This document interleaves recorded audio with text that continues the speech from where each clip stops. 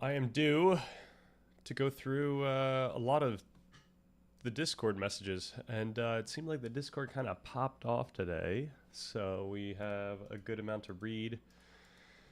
We'll see how this goes. I got vaxxed, not waxed, but just vaxxed earlier today, so we'll see if I can keep it up. So we'll let's see what happens. All right, so the question is, do we... Oh, Carl Friston, Chalet has been wrong. Special edition. Okay, I see. Noam Chomsky, Attic. Okay, we're going to have to see what happens here. Machine learning talk, street talk, 5 days ago. What if everything we know about the brain is just a really good metaphor that we forgot was a metaphor? Right. This is there's a whole chapter where Lisa Feldman Barrett talks about this, and she points out that calling the brain a network is actually not a metaphor. But we talk about all these other metaphors. Yo, Onion Helmet, what's good? Welcome to the Friday bash, Friday party. Okay, we bring together some of the most brilliant minds we've interviewed to wrestle with the deceptively simple question: when scientists simplify reality to study it, what gets captured and what gets lost? Okay. Let's see what's going on here. What do we... Worst case, we always can go to the summary and we can just go through this really quickly, but let's try it out. 1960s, in the summer, a little kid named Carl was playing around in the back of his garden, and he noticed all of these wood lice crawling around, you know, the little insects that can curl up into a ball. And what he noticed was that depending on whether they were in the sun or in the shade, they would move faster or slower. They behaved differently. And that's it. Carl grew up to be Professor Carl Friston, one of the most cited neuroscientists alive. He's been on this channel before, more times than I can count, and that childhood observation about wood lice, it never left him. He spent decades developing what he calls the free energy principle, which tries to explain all of behavior with one equation. Perception, action, what is going on in our ears right now? All of it, Friston claims, comes down to minimizing a single mathematical quantity. There's an old physics joke. Assume that we can model a spherical cow in a vacuum. The joke is about how scientists grotesquely simplify messy reality to tame it. The free energy principle might be the ultimate spherical cow. It promises to explain self-organization, this bewilderingly complicated phenomenon, with something so emaciated, we might as well call it tautological. Even Friston himself agrees with this, by the way. This is what he said to us last time we spoke with him. The free energy principle is not meant to be complicated or difficult to understand. It's actually, almost tautologically simple. So the whole free energy principle is just basically a principle of least action pertaining to density dynamics, the dynamics or the evolution of not densities, but conditional densities. That's just it.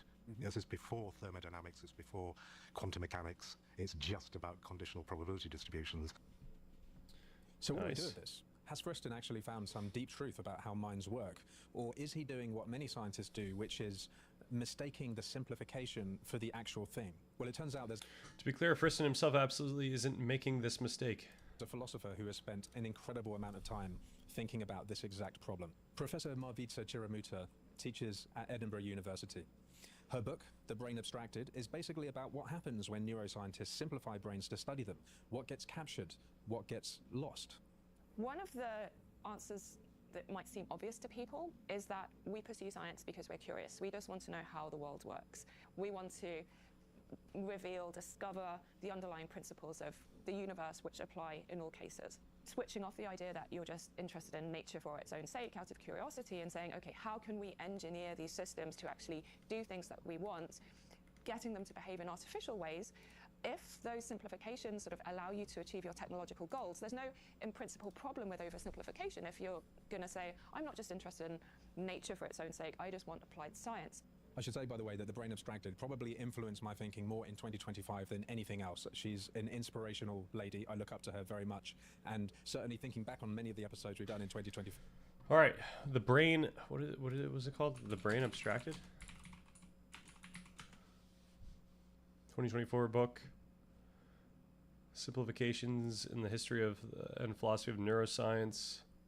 Argues that neuroscience is a necessary simplification of the brain's complexity leads to partial truths, challenging the idea of a complete neurophilosophy and suggesting a need for theoretical humility. So, okay, so what's my intuition about this, first of all? Okay. Let's get this in here. Let's get this in necessary research. Let's put it up here in the top here to read next. Boom. 7.5 lessons. Done. And I'm not following this order really well, actually, because I introduced like I don't know, a 1,400 page book since then, so not great. My understanding is that the nicest metaphor that we can leverage is this idea of allostasis, body budgeting that Lisa Feldman Barrett talks about. This is really what Damasio's getting at with homeostasis. Like, this is the most fundamental story or interpretation about the brain, because it's really just touching on like evolutionary adaptation, or yeah, I mean, that's really it. It's just like, this is, you know, none of the different parts of the brain are you know, conscious, and they're not thinking, I'm trying to do this. This is just how it plays out, and we can interpret how it's playing out simply through this very meta description of allostasis. And that isn't just something that we would describe the human brain with. We would describe that with every living thing. That being said, allostasis versus homeostasis, it's going to get a little difficult to discern what the allostatic part is. So allostasis, like that forward-looking regulation. So what's happening with these processes that are actually helping the organism's survival going into the future. And yeah, it might be more difficult to find that in other animals. I'm not sure. Maybe it's really easy to find that in other animals. I just don't know enough about that, like biology across species. But yeah, for the human brain, I think that's like the most elegant metaphor. But it's not even, that one's not even a metaphor. Like body budgeting, like this isn't really like, okay, budgeting, I guess you could say, is a metaphor. Allostasis is not really a metaphor. That's really just a description of what's happening. Body budgeting is the nice metaphor that you can make from it. It's like, oh, there's managing resources and stuff like that. These are like less encompassing interpretations that we could put on what's going on. Then we can get to something like predictive processing, which is even more zoomed in a sense. Like it's very much an interpretation. This is very much a metaphor in some sense, that the fact that we're using the very sense of prediction to describe the way that the brain is working is almost in itself like inappropriate, in the sense that we're like leveraging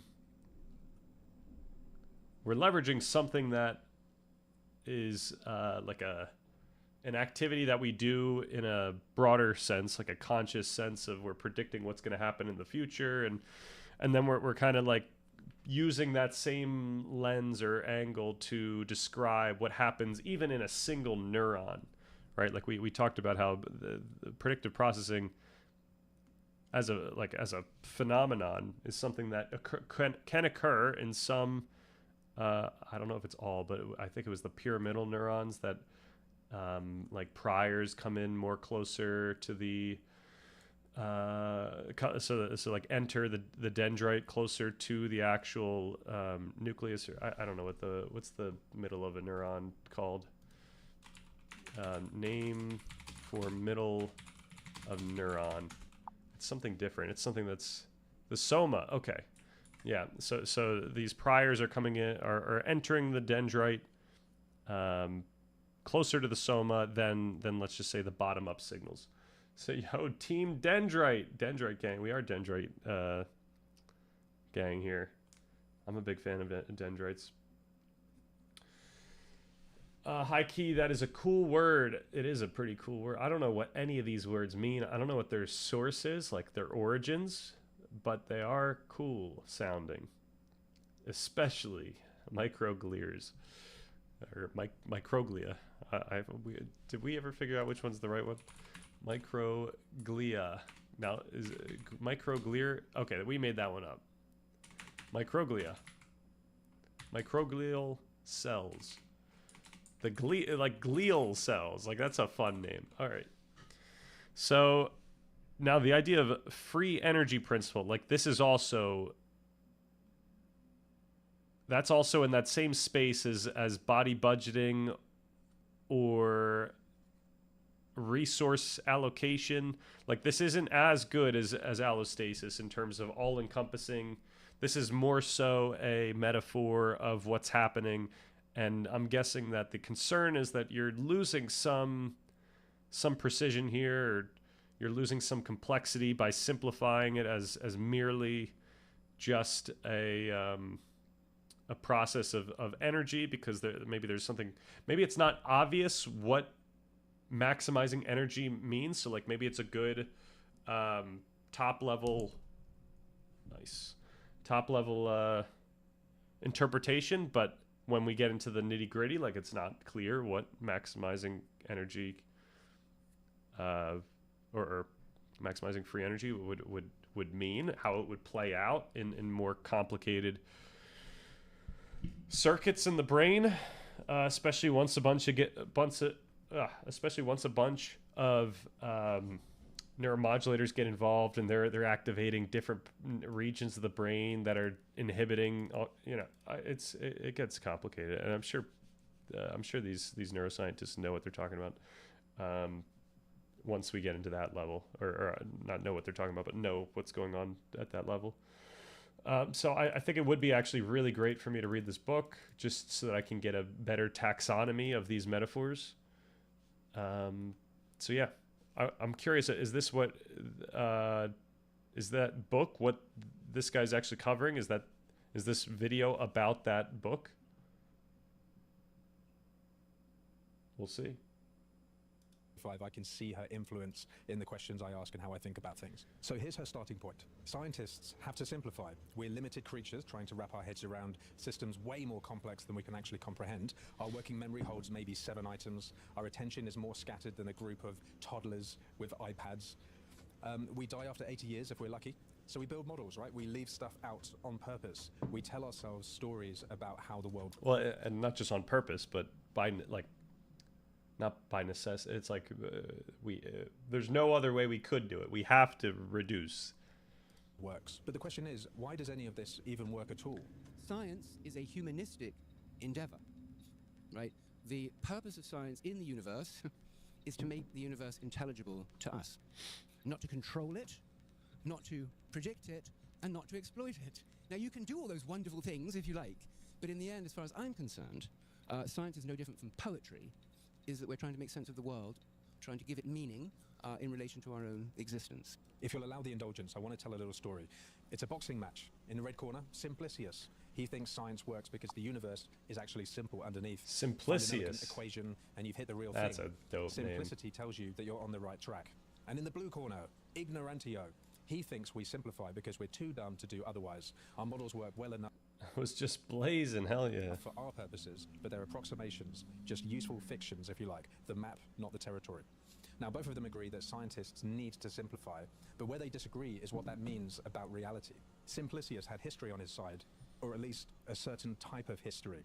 Galileo, Newton, Einstein, they all believed pretty explicitly that nature was fundamentally orderly and that finding simple laws meant you'd found something true. Einstein famously said, God doesn't play dice. And no, he didn't actually think God had anything to do with it, but he was expressing faith that the universe is at the very bottom legible. Now, Chiramuta has gone all in on Ignorantio's position. She thinks successful science tells us we've become good at building useful simplifications, and that doesn't prove that nature is simple. The philosopher Nicholas Acusa had a phrase for this attitude, Doctor Ignorantia, basically learned ignorance. You study hard, you learn. Like one of the nice positions we're in is to point out that the way we make sense of science and the way that we make sense of even the, you know, the most all-encompassing interpretations, such as allostasis, is still interpretation. Like, it's still, we're at a point where we can leverage our current understanding and culture, and we could use that to explain something else. And yo, coldest day of the year is normally around 5°C. Jeez. Yo, what's up, Jennifer Olson? What's good? Long time no see. Can I share a philosophy video I loved? Absolutely. How cold? Okay.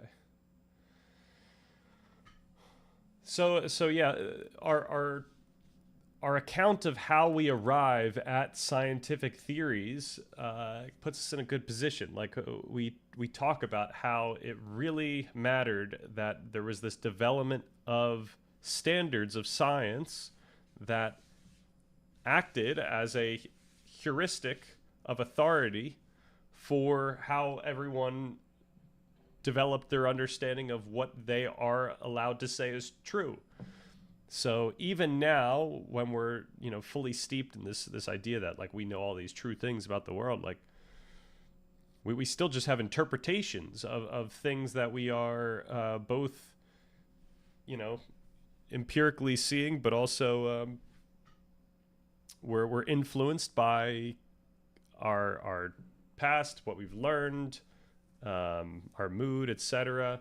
But provided we follow these rules, we can, you know, that can guide us towards, you know, developing these interpretations. And if anyone doubts an interpretation, we could leverage these rules to reaffirm them.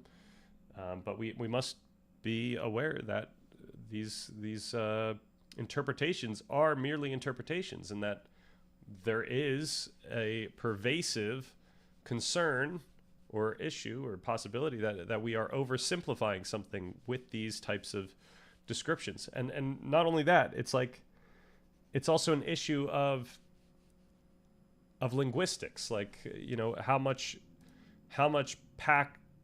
does the word allostasis pack? Like, what kind of punch does allostasis provide?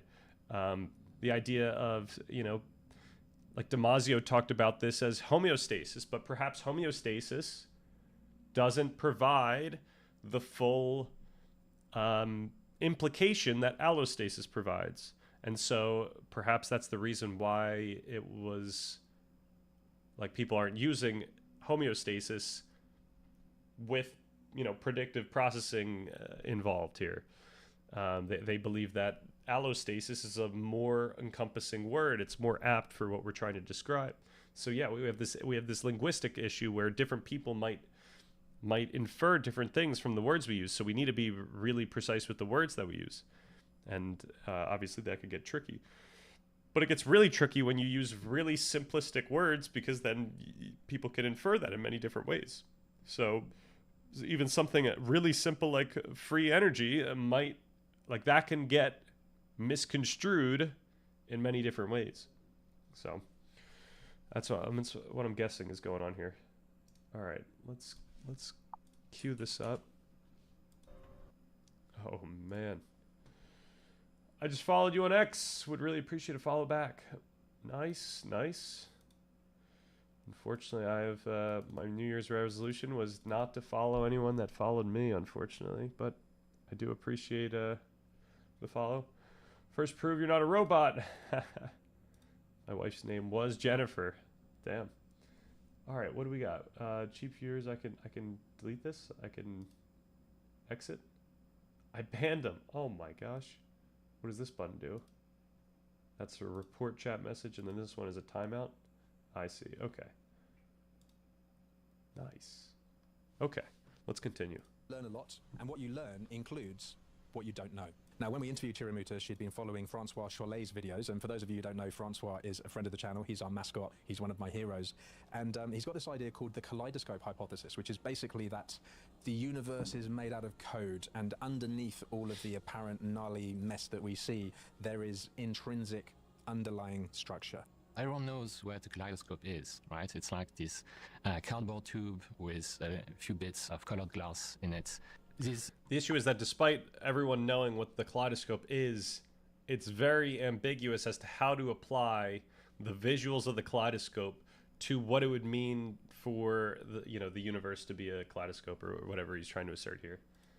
There's just like few bits of original information get mirrored and repeated and transformed, and they create this tremendous richness of complex patterns.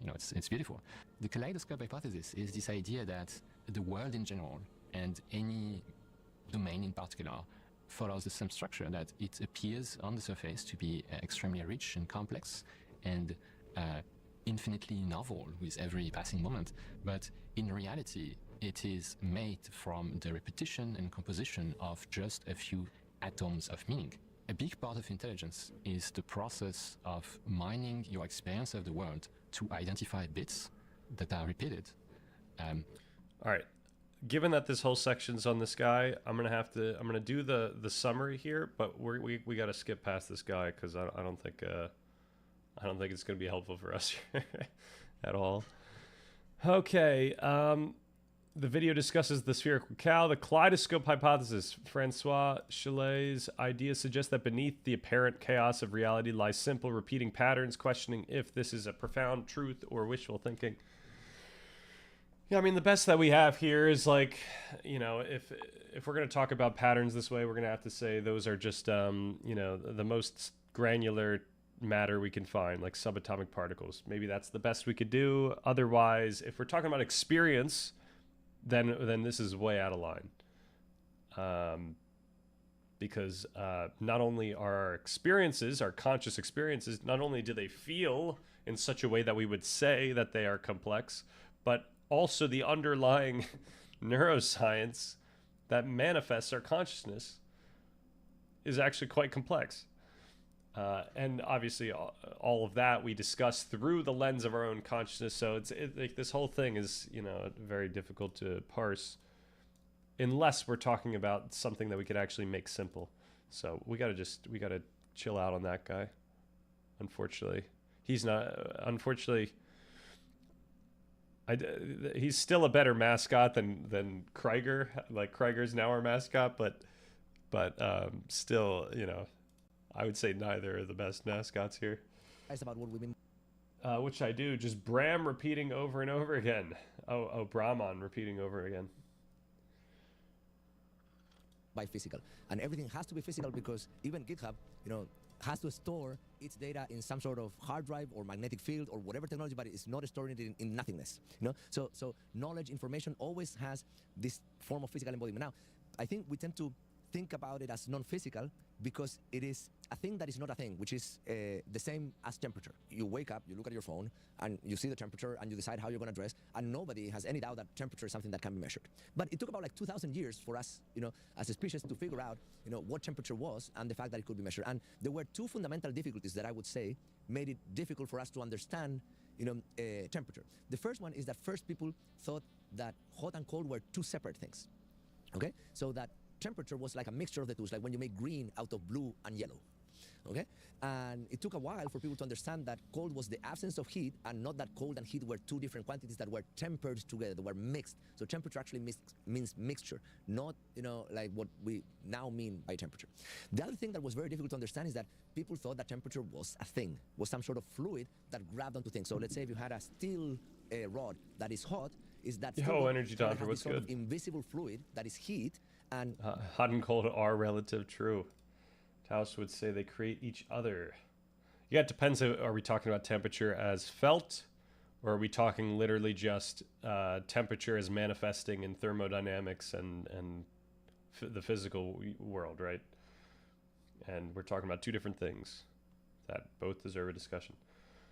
You can, though, I don't know how far we're going to go deep into physics questions right now because we have a lot to go through. On a theory and B theory, A theory and B theory of time.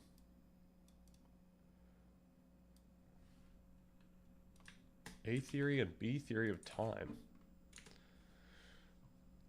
Are competing philosophical views on time's fundamental nature, the A theory. Okay, so once, right off the bat, time's fundamental nature, the only way I can answer this question is either some sense of our experience of time, like how it feels, but now we're just in a like phenomenology, and we can interpret it in many different ways, and our interpretations are going to be more compelling for people whether or not they align with their intuitions about time. Or we could go in the direction of like the physical universe and what we know about the dimension of time. And I don't know how much we know about that, but like that's the only two ways I can go about time. Any other type of assertion that I try to make about time is already like inappropriate in some sense. The A theory argues that time is dynamic with a real objective past, present, future, and an actual flow or becoming.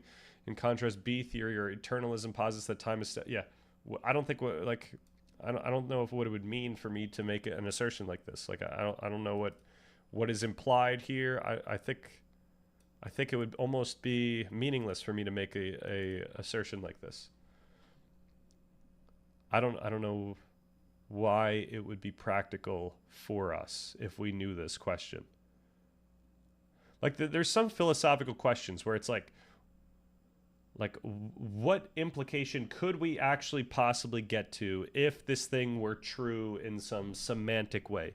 If we were to commit to this semantic thing being true, what do we actually gain? Like what are we doing here?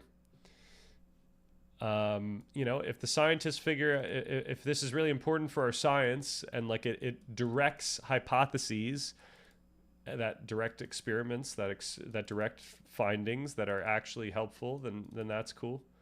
But as far for the layperson, it's really not going to matter that much. And I don't even know if this type of thing matters for the scientist. But I could be wrong. But yeah, unfortunately, it really does. It's not something that we have to talk about at all. Like, I don't think it's going to help us in our pursuit towards a more. So do I not know? Do I not know what? Which of those is correct?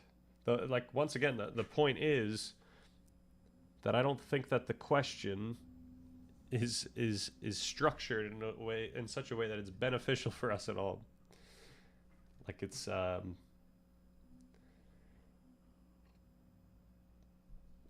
would be a good example of this?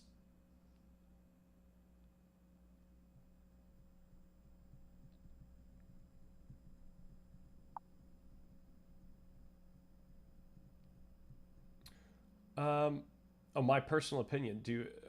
That's my personal opinion. My personal opinion is that like I don't think either of those mean anything to me.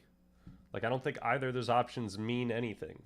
Like they don't connect onto any other implications that I think are like significant in some sense, you know? Like if you were to ask me it's not that they're like both wrong or both right. It's a more meta stance on the question itself. In a sense, it's like linguistically, like it doesn't carry any weight. Like if you were to ask me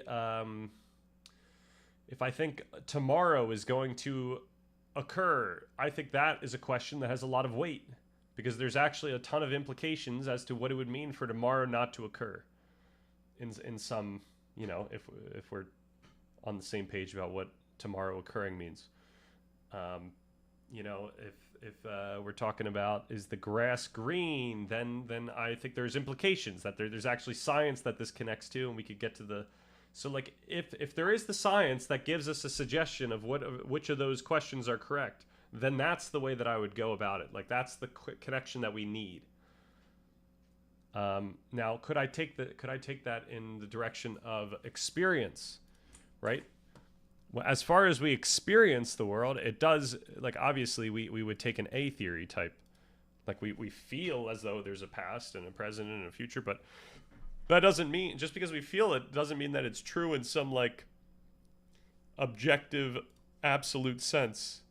Like, that, once again, I'm going to try to fend off, like, I don't know what I'm doing here, but, like, people People on this channel, I think a bunch of people are going to throw questions at me that are asserting or not asserting things about the way the world is in an absolute sense, and I'm going to chop them away. I'm gonna I don't know.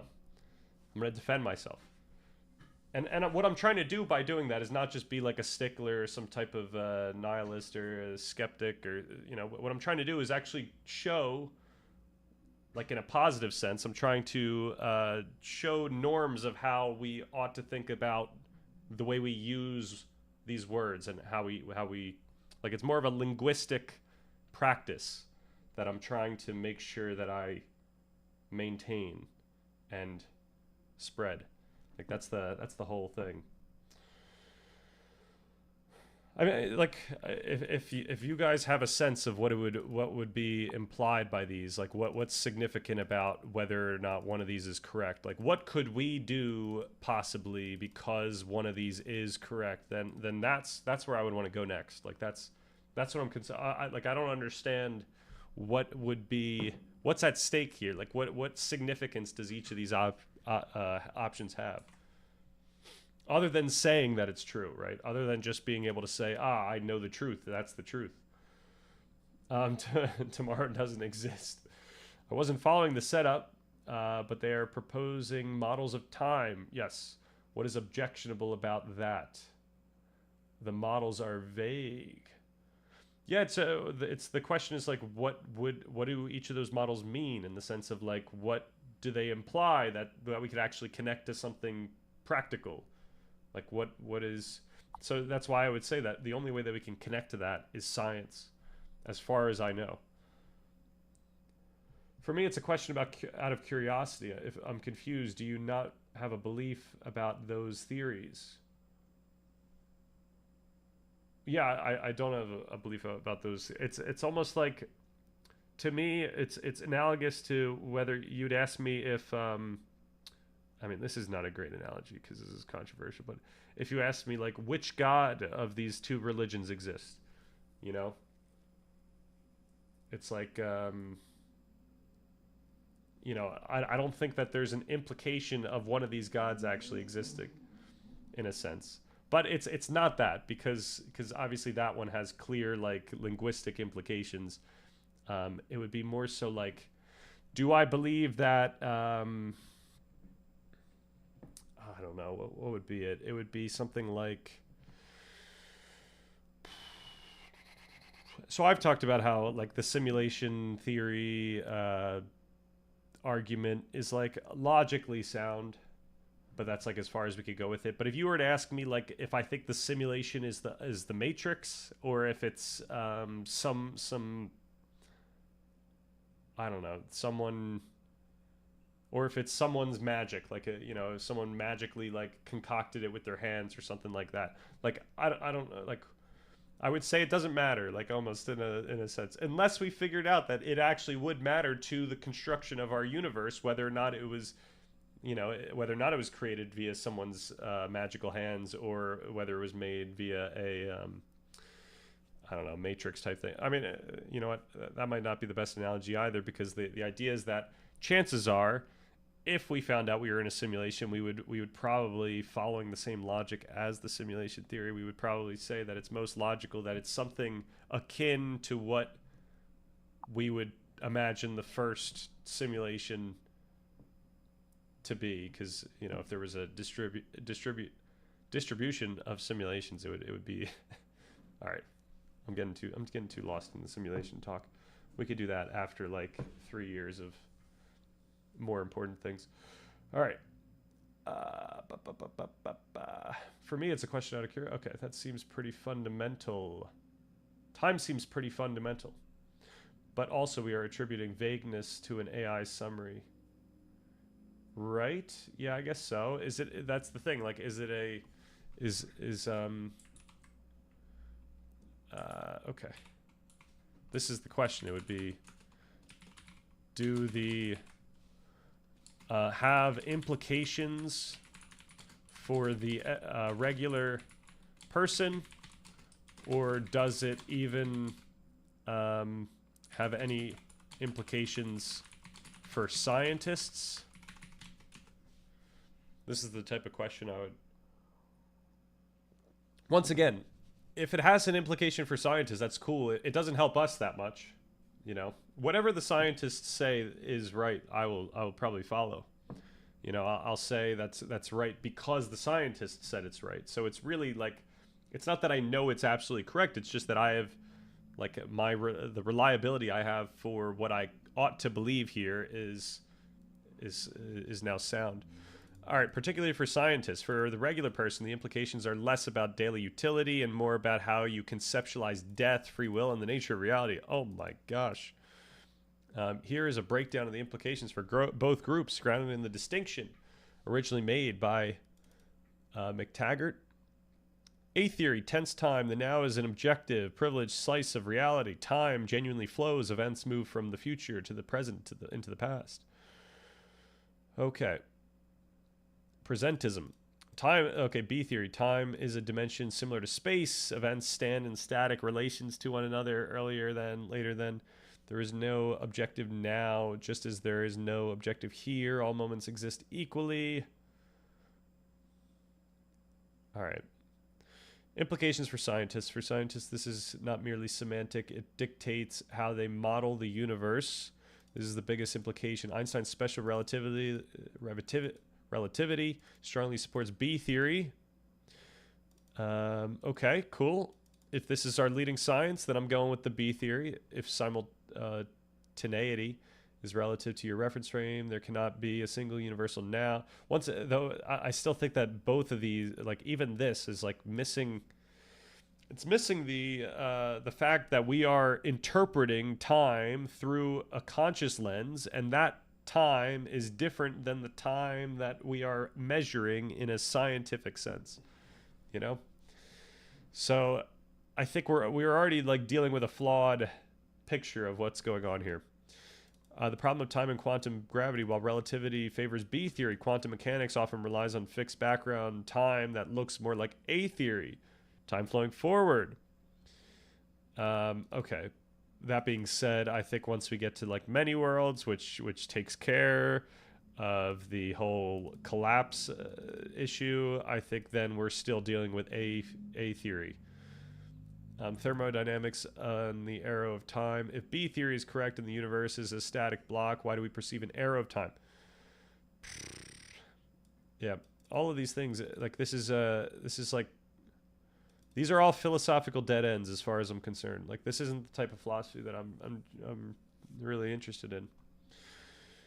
Death and grief. This is the most profound. Okay, when someone dies, they cease to exist in the now. They are gone. The past is non-existent. B theory. A person's life is eternal. Worm in the space-time block. The coordinate. Okay. They do not just cease to exist. They just don't exist at your current time coordinate. Pragmatically, what's the difference? Regardless of whether or not A theory or B theory is correct, you can still make them, you know, the thought of this person existing be real in your life. But they're not going to be there. You're not going to interface with them other than through your thoughts, through your own mind. So it really doesn't matter. Unless, of course, it just convinces someone to think about the other person, you know. But now we're just down to, like, beliefs. And it's not about whether or not A theory or B theory is correct. It just matters what people believe. And that will affect whether or not they think that the person's still around. Free will and fatalism. If the future exists, just as... Okay, we're not going to be able to get into a free will discussion here. Yeah, and fatalism. Yep. We've already given up on that one. All right, the validity of now. If B theory is correct, your intense feeling of being here and now is an indexical illusion, a biological trick to help you navigate entropy. It already is. Regardless of whether time flows in A theory or B theory, our feeling of time and our feeling of being here in the now is an indexical illusion, a biological trick to help us navigate entropy, we could say, you know. Uh-oh, what's going on? I'm already fired up here. That's why I called this Thesis Defense. We're going defense mode. Not looking good. Let's look at... This is what 2 years of ChatGPT does to your brain. All right, nice. We'll get to that once. All right, we got to cut this one. We got to continue this guy. They had good reasons to believe that it was an invisible And fluid. then we're because going it there could and then flow. there. Let's say you could connect that rod to something that was cold, and that cold thing was going to warm up because that fluid was going to be flowing in that direction and so forth. So they thought that it had a physicality as a thing. A brilliant Englishman, Joule, basically figures out that that is not the case, that temperature is not a thing. And the way that they do it is through this observation, which I don't know if you know how cannons used to be built, So if you just grab a piece of sheet metal. All right, I'm actually thinking we should just read through these. There's too much risk of losing time here. 1 hour ago. This was what, 1 hour ago? Nice. Am I in this? Am I in the... Because that would be the worst case scenario. If I'm like a... Actually, that would be good. That would be a great case scenario. That would be, all publicity is good publicity. Okay. The mind as software, the pervasive metaphor of the mind as a computer software program is examined, right?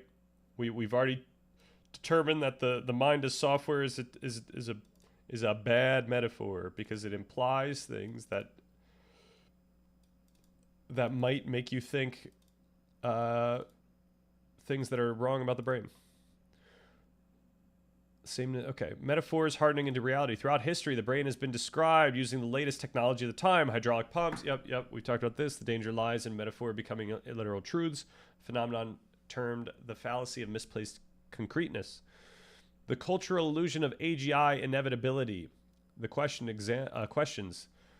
The video questions the widespread belief in artificial and general intelligence as inevitable, suggesting it might be a cultural historical illusion stemming from mechanistic assumptions about the mind. Yeah, well, it depends what AGI means. Like it's, I always say like the only way that you can really recreate the brain is by recreating the brain.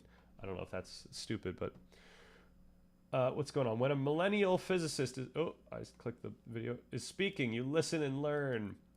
When Sterenson is relaying his revolutionary ideals, you listen and learn. All right. Prediction versus understanding. Nobel laureate John Jumper distinguishes between prediction and understanding, highlighting that AI excels at predicting and controlling, but understanding requires human involvement. No shot this person said that. Now, another thing that Marvica has inspired me to think about a lot is the difference between prediction and understanding. Indeed, when I interviewed the Nobel Prize winner John Jumper. Okay. I feel like this is an out, right? This is a self-report. Because when we understand things, like when we feel like we understand things, we could talk about understanding in two different ways. We can talk about understanding as in literally the physical makeup of our brain at the moment, and that consists of connections that in certain circumstances, those connections would be activated, and it would result in an experience. And we could say that because the experience roughly involved these schemas, that means we understood that thing, right? And it plays out pragmatically. Or we could talk about understanding as the things that I reflect upon myself understanding, or the things that I reflect upon myself implicitly understanding. Like when I use a pen without thinking about it, I must implicitly understand what a pen is. So obviously in part one, we actually do, I think, a great job of doing that type of discussion, the second one there. And, we kind of connect those two. And yeah, that's as much as we can go. But yeah, if we're going to talk about understanding in that way, we have to talk about how our conscious experience is a result of predictive processes. And obviously, predictive processing is merely an interpretation of what's happening when top-down signals seemingly influence bottom-up signals. And when I say seemingly, I mean like this is like a very popular interpretation right now because that's what they see. They see top-down signals, not just like acting as a filter for bottom-up signals, but top-down signals act as like a preemptive catalyst of fake bottom-up signals. That's the whole point here.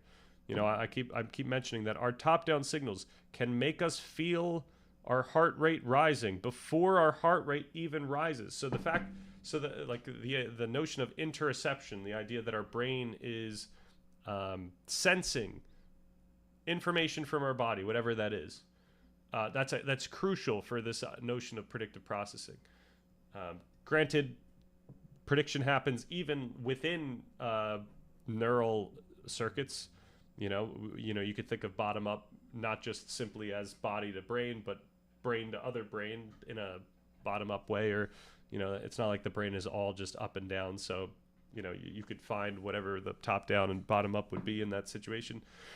But yeah, that's why we call it prediction. So like, it's, you know, we have to have a better discussion than simply just saying,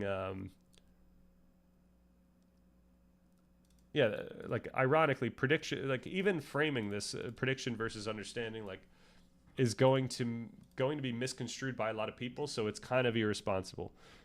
It's a very ambiguous framing. Obviously, like once you go into the brain and all these things that affect consciousness and whatnot, like we did in that past video, obviously LLMs are very different than that. And yeah, you know, you might be able to try to, yo, VIP Marissa, welcome.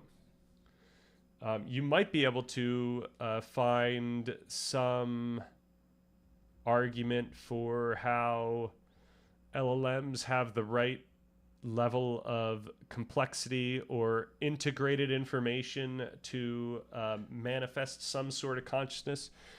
But one, that's going to be very difficult to figure out. And two, what was two? Two is it would be very different than the type of consciousness that we experience. So, hi there. Dom recommended this channel. Hey, welcome. Thank you, Dom. Shout out, Dom. Oh, what do we got? What are these? Vitmar Peace. Nice. And Mushroom Love. Nice. And Podfriend. I'm pretty pro mushroom. We should get more mushrooms on here. I was saying that we should get Mr. Mushroom from Hollow Knight. This guy's the best. We got to get Mr. Mushroom somehow. I don't know what he needs to be doing, if he's going to be... Oh, and this guy's also... we got to get a bunch of these little mushroom guys from Hollow Knight. These guys are the best. All right. Back on Tomic. Onion Bro. But they removed Podfriend, true.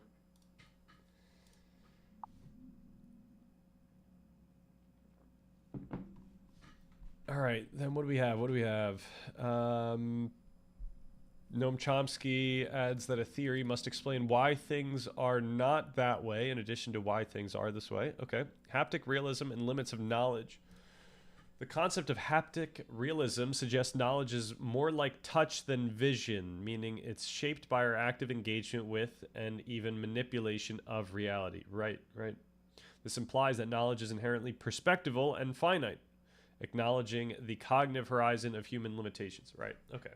I mean, we could take that farther, but I don't know if this video will do that. So let's all right, we got to go. Before we get to this, we do have to give Peter's due. So this video seems great, but don't get your expectations high. This is just an introduction to the kind of approach we will have to have in mind to do proper sense making, something for a layman person. But at the same time, we need that perspective from zooming out a little and knowing what we are doing. I saw on the other channel with chat a linked video with Dr. Laukkanen. If you watched it, you probably already have some connections. He formalized his work in the free energy principle framework, and he is also good if it comes to philosophy. Okay. Oh, who's Professor Floridi? Was that the person that was speaking, or was that the person who wrote the book? I will create a sketch of my approach from this, but first we need to be more practical and conceptualize what our knowledge is in pragmatic sense. Uh-oh. Is this a different video? Because I don't think we got to... How are you going to make it important? How do you make it important? Yeah, what is going on here? Now the second word you said. Oh, this is writing. Okay, I thought we were getting into like a more philosophical discussion of just how do you make it important. Oh man, me and Marissa go way back. Hell yeah, like a few months at least. Speak for yourself. I have infinite knowledge. True, true.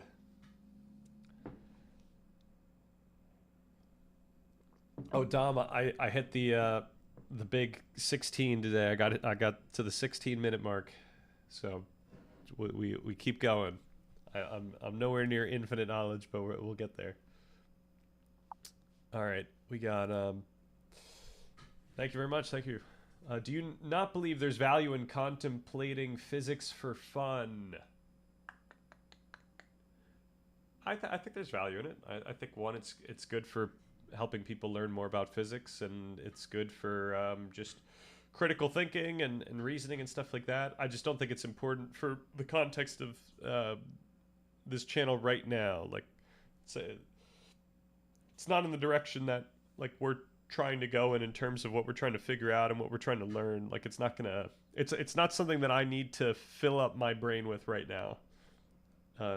Unless, of course, it has practical implications that help people pursue a meaningful life, then perhaps I'll reconsider. But contemplating anything can be fun. True.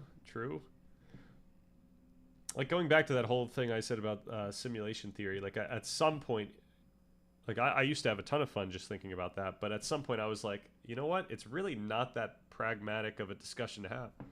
You know, it's fun. It's like theoretical, but it's not that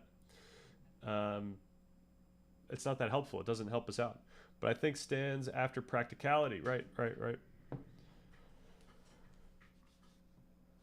Okay, then we got in this video from the how do you make it important for a few 3 to 4 next subsection. There's explicated current model of scientific knowledge contrasted with positivism, an already outdated model. My worldview, this is kind of modeling the connectivism. Okay, do we get the okay, yeah, we are just following this. So connectivism. In the next few sections, there's an explanation of the current. Okay. My worldview, this newer model aligns with connectivism as a systematic approach. We see similar ideas in other fields, such as Dave Snowden's work on knowledge management. In short, knowledge is not data, not books, and not information spit out by ChatGPT, contrary to what formal school.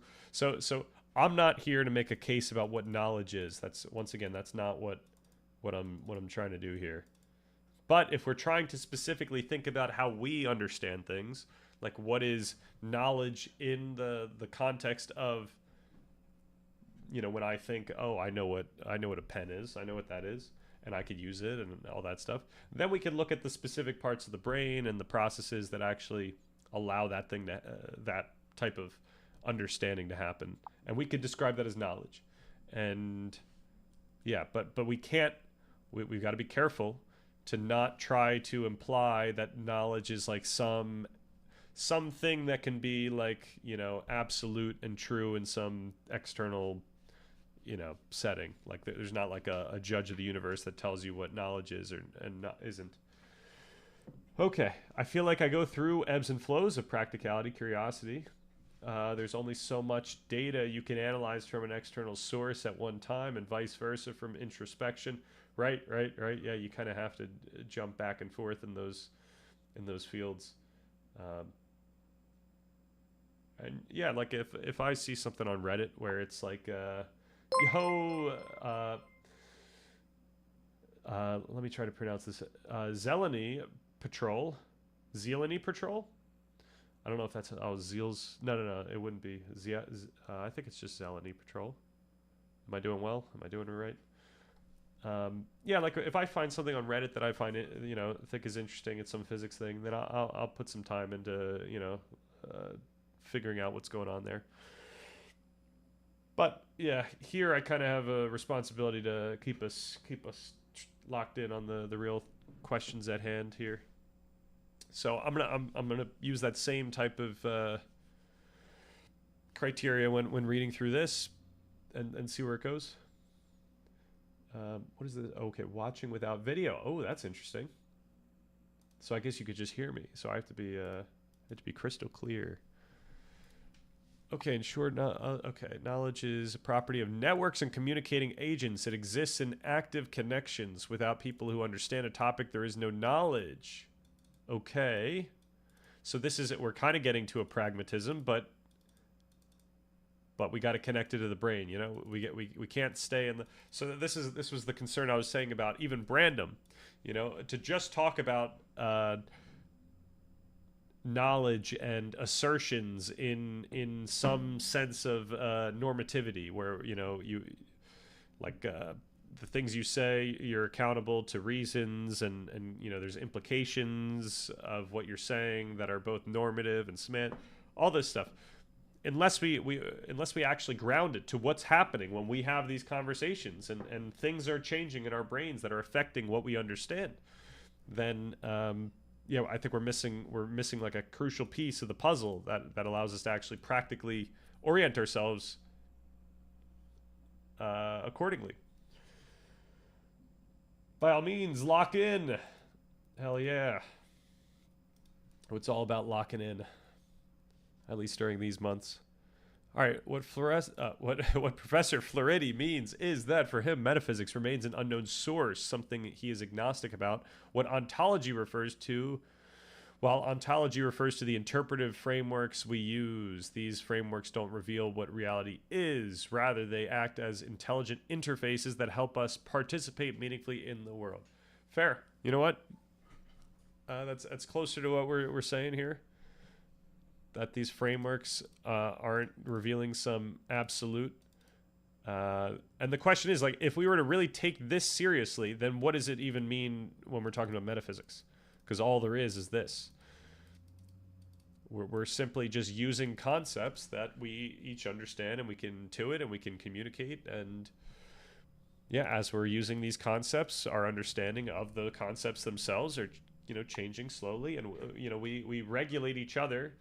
This idea of allostasis and homeostasis, and, you know, regulation and free energy and body budgeting and predictive processing.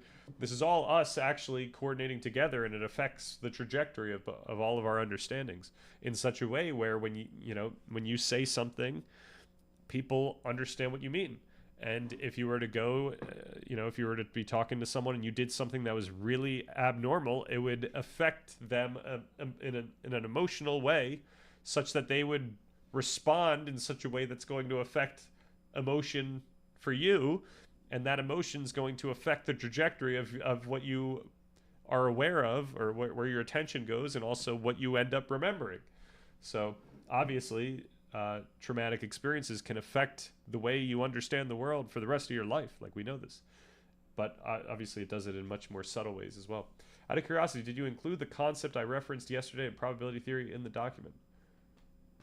I think so. I think I did with the, I forget what we were talking about. It was game theory or some probabilistic models. I added to like part 1, right? Didn't I think that maybe there was an opportunity to use that, the common cause principle? Was that the correlation thing?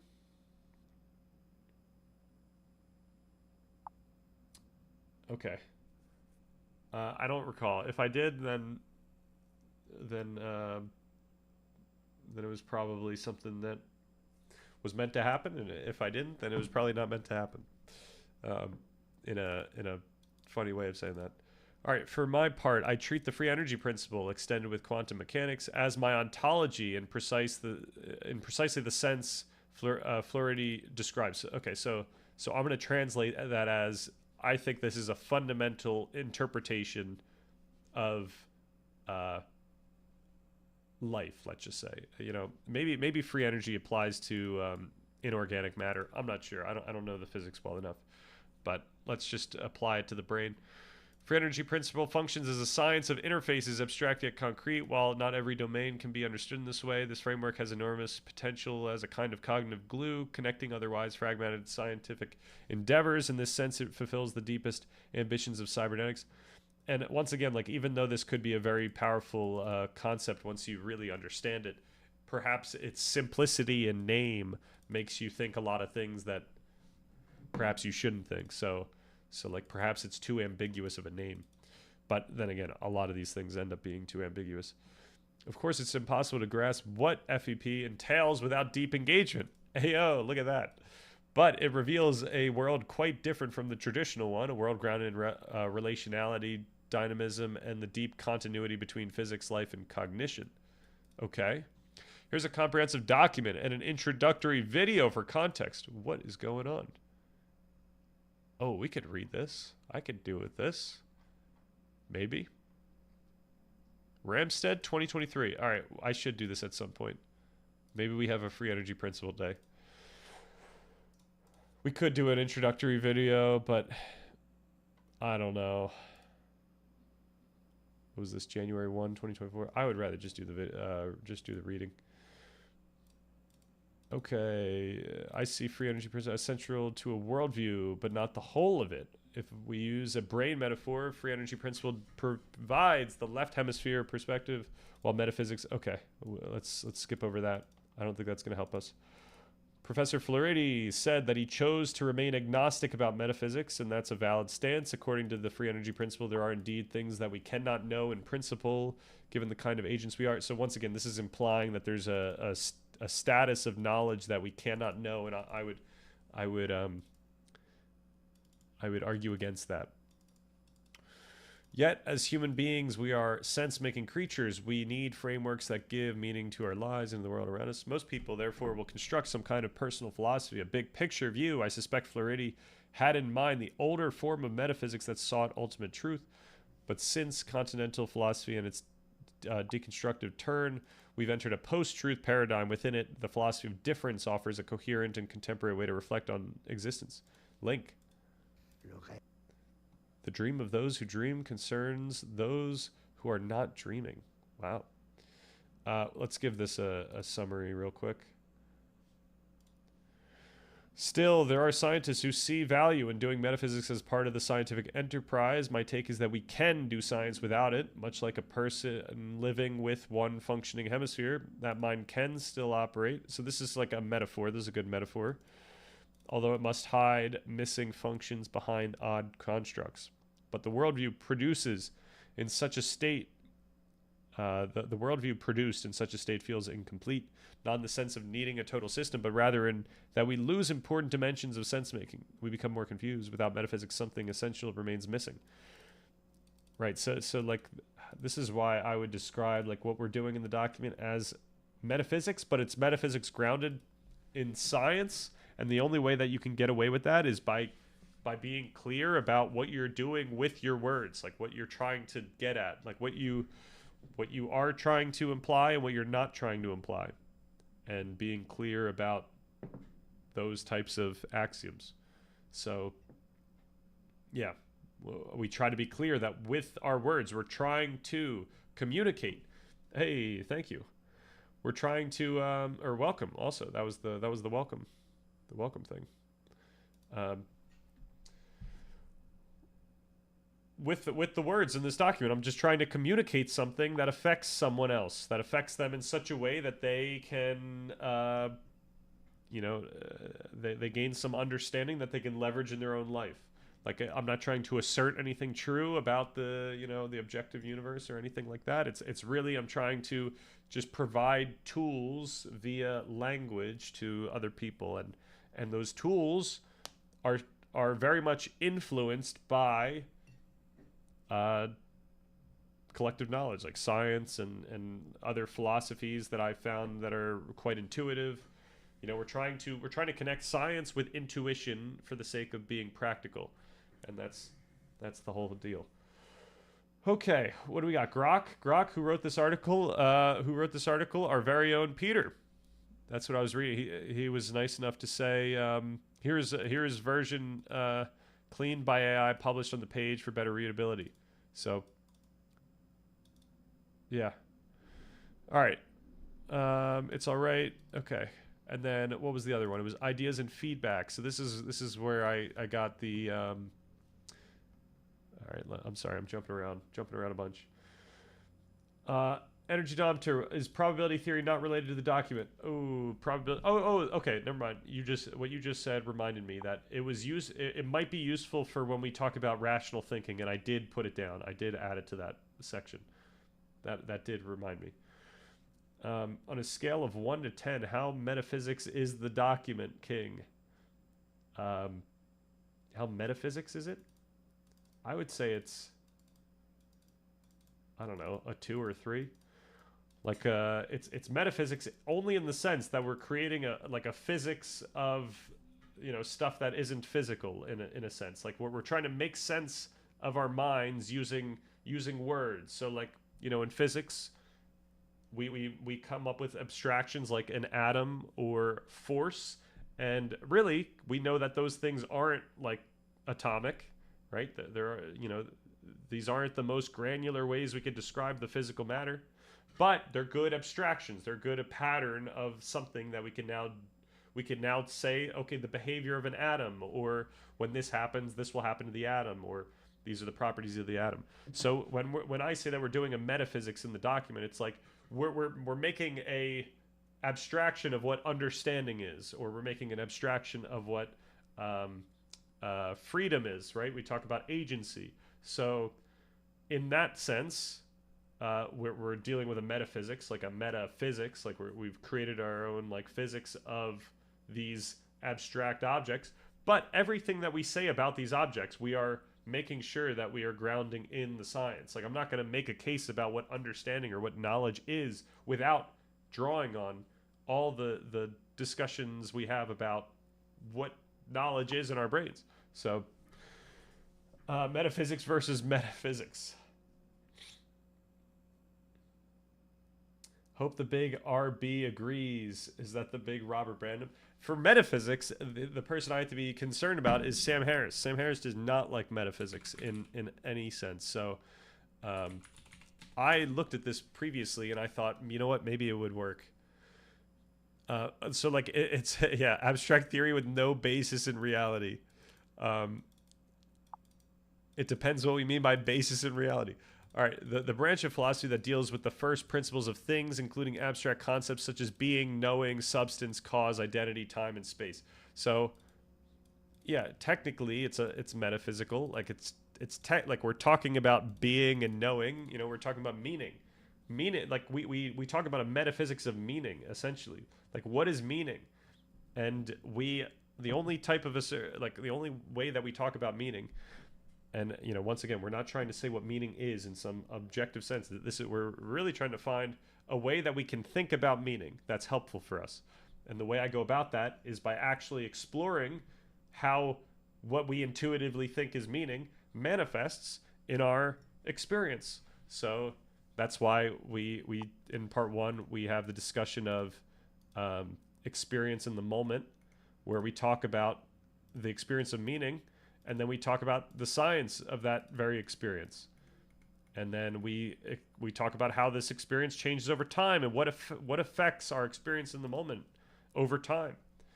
And that leads us to a metaphysics of understanding, given that what we experience in the moment is very much affected by our memory and all these things. So, okay. Cafe, welcome. Have you listened to Sam Harris's video he posted titled "Neuroscientist Describes His Mushroom Trip"? No, I have not. That sounds great. He finally got around to trying Terence McKenna's heroic dose back in 2019 and describes what occurred in that video. That's cool. Oh, so it was Sam literally doing that. Oh, I wonder if I did watch that then. If it came out in 2019, then there's a, that was a long time ago, so I might have forgotten. When you debate Sam, just say according to him, his wife doesn't exist. All right, I don't want to start a feud between me and Sam. For anyone wondering, that's a inside joke going back to how we got into the topic of panpsychism on this channel. Literally because Sam had a podcast with his wife. His wife had just released a book on panpsychism, and that started a chain of reaction of me getting stun locked on panpsychism consciousness, and yeah, and it was really great for this channel, but in the sense that I learned a lot of stuff that's really important to know about consciousness. That said, we gotta chill out. All right, what's going on with this link? I gotta start opening links and yo, this is this is a good one. Oh man, look at that. I am low-key a pretty big fan of Sam Harris, so that makes me happy. All right, pretty please. Good thing we solved that one. Oh wait, Energy Domto, can you check the document for common cause principle, please? I would say that this should be a lesson in constraint and trust. You know, I did tell you that I put it in here. Where would I put it though? It would have been part 2, right? And what was it? Principle? Common cause? Nope, common cause is not in there, but what did we add? We added in the section on thinking. Oh, this is going to be tough to find.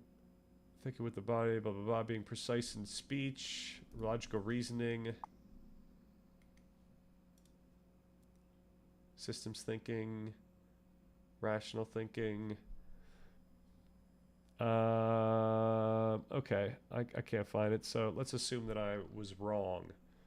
And let's add this here. Consider...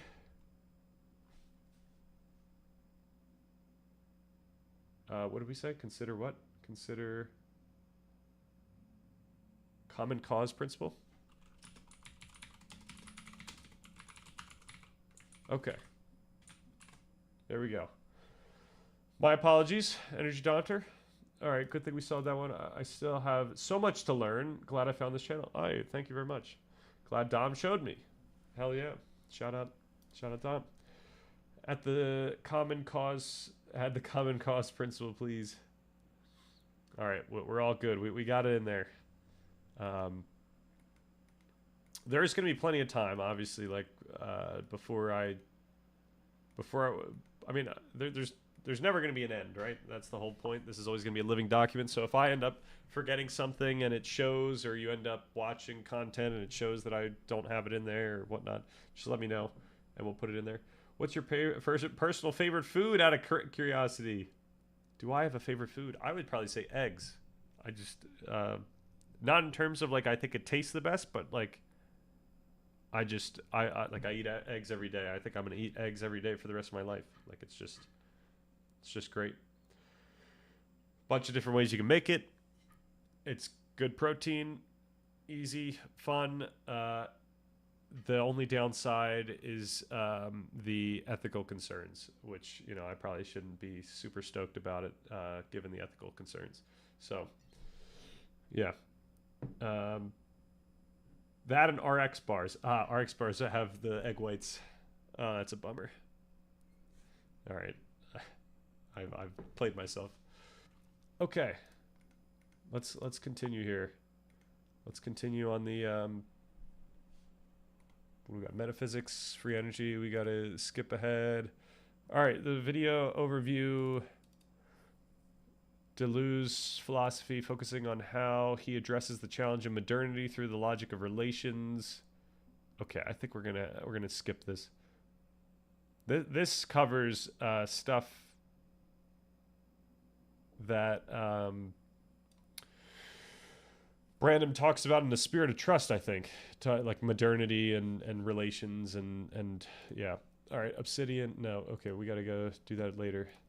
I wanted to follow this thread. This kind of got out of hand. There was a lot more that happened in here than I saw, so I think we gotta check it out. So this all started because their name's not Crazy Kazoo in the chat. I don't remember what their name is in the chat. I'm so sorry. To repeat what I said, it was a YouTube viewer though. Was it Cafe? I'm sorry. I don't know. I gotta keep the YouTube. Was it filtered? No, it was someone yesterday. I don't think it was. I'm sorry, Cafe. I don't think it was you. Someone on YouTube messaged this yesterday while we were ending.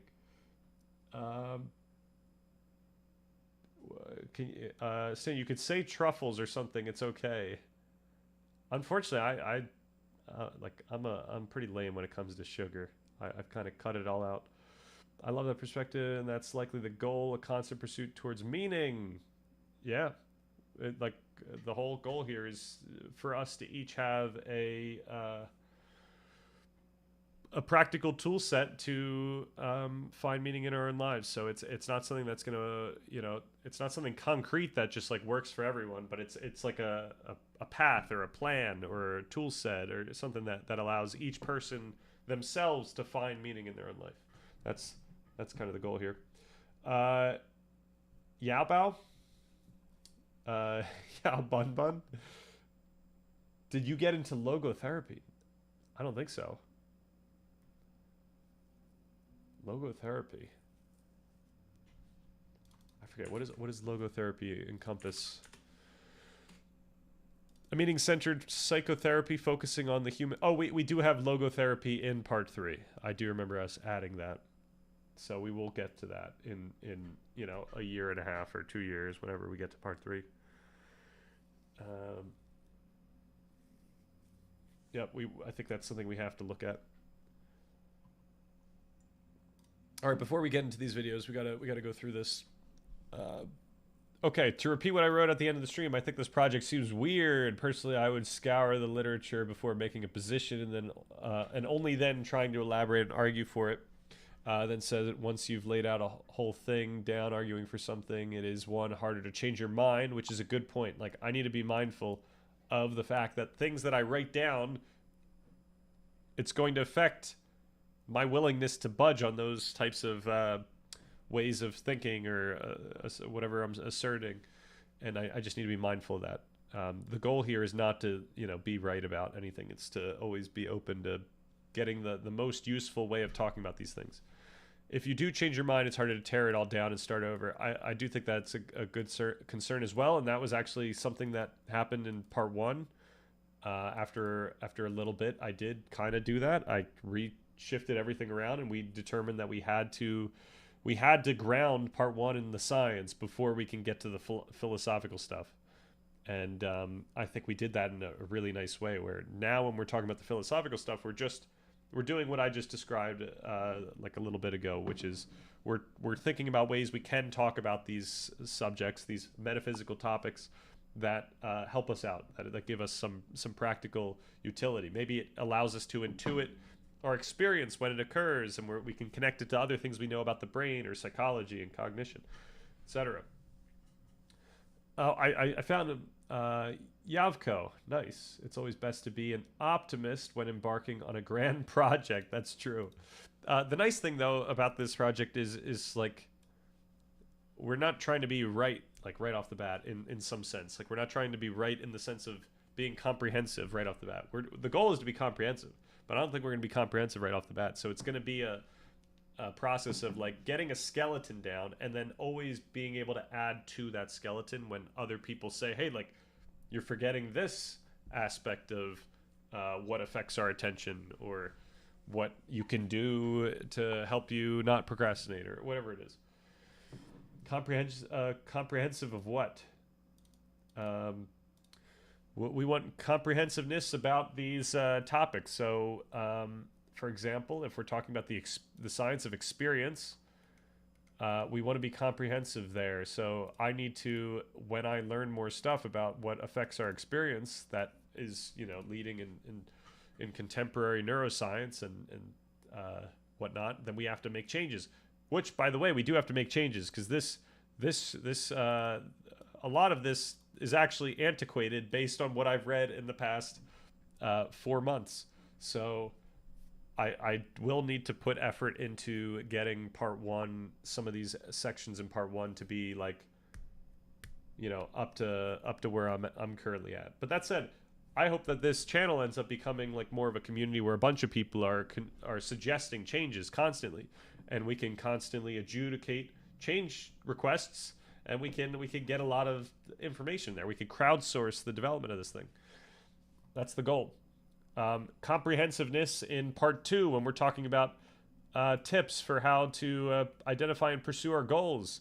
If there's something that we miss for like on the topic of emotion regulation, if someone brings something up that we don't have in there, then we have like, and it's something that we believe is important for that discussion, then we have to add it.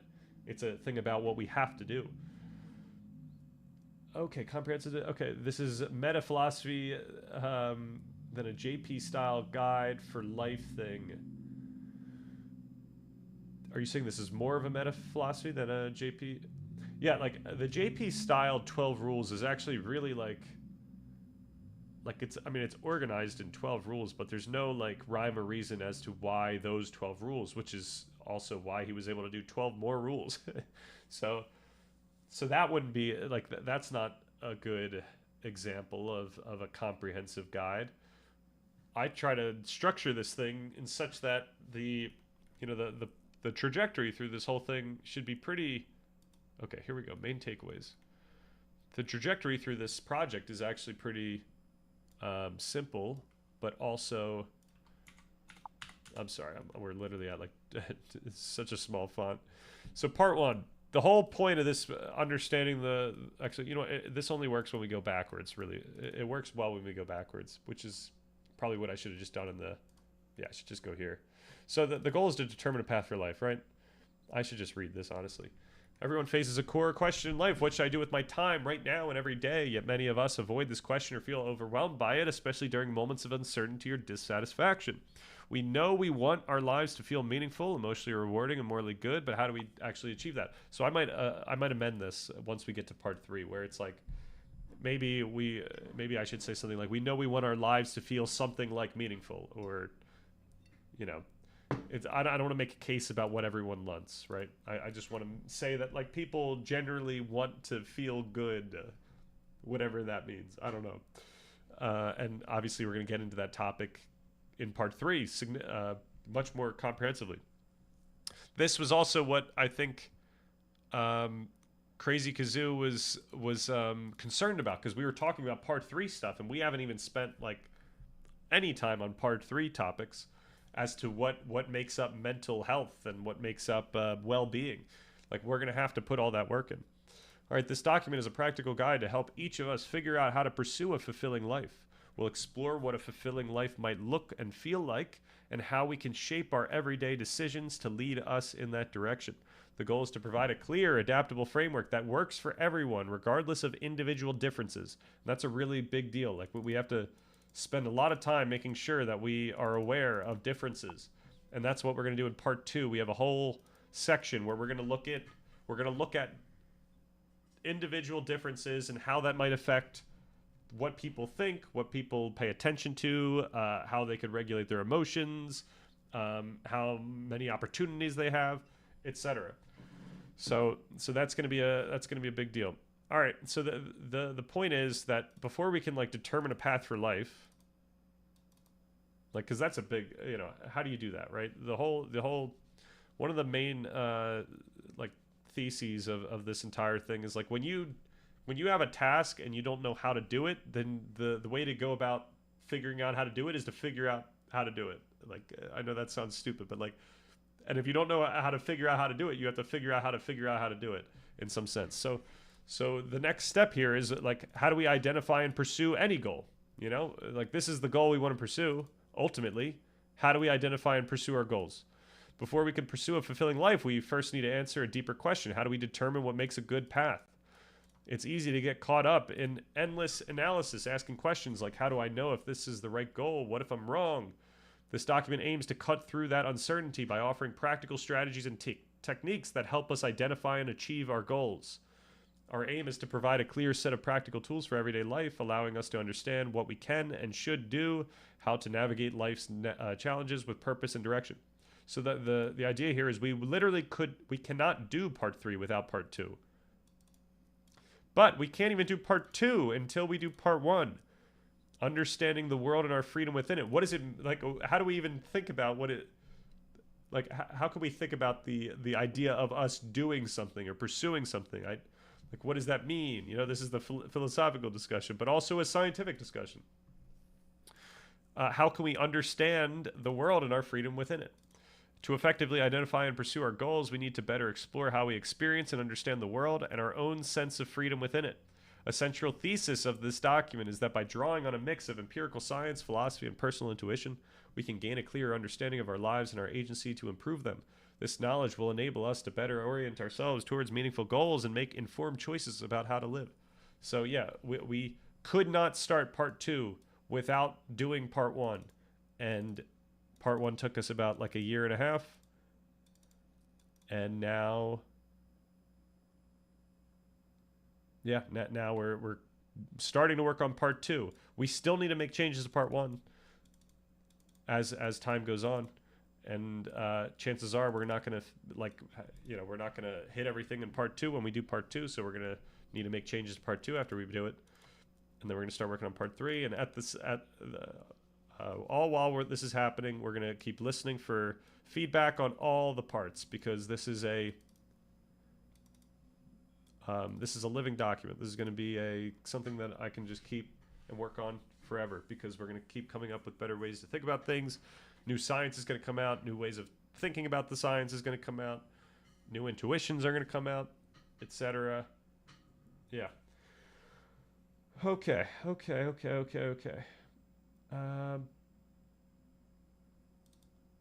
Comprehensive of current knowledge. Comprehensive of current knowledge and or ways of utilizing that knowledge, or ways of thinking about our own intuitions, right? So like, not all, this isn't all knowledge. Like when we're doing, so I put this all into this idea of collective knowledge, right?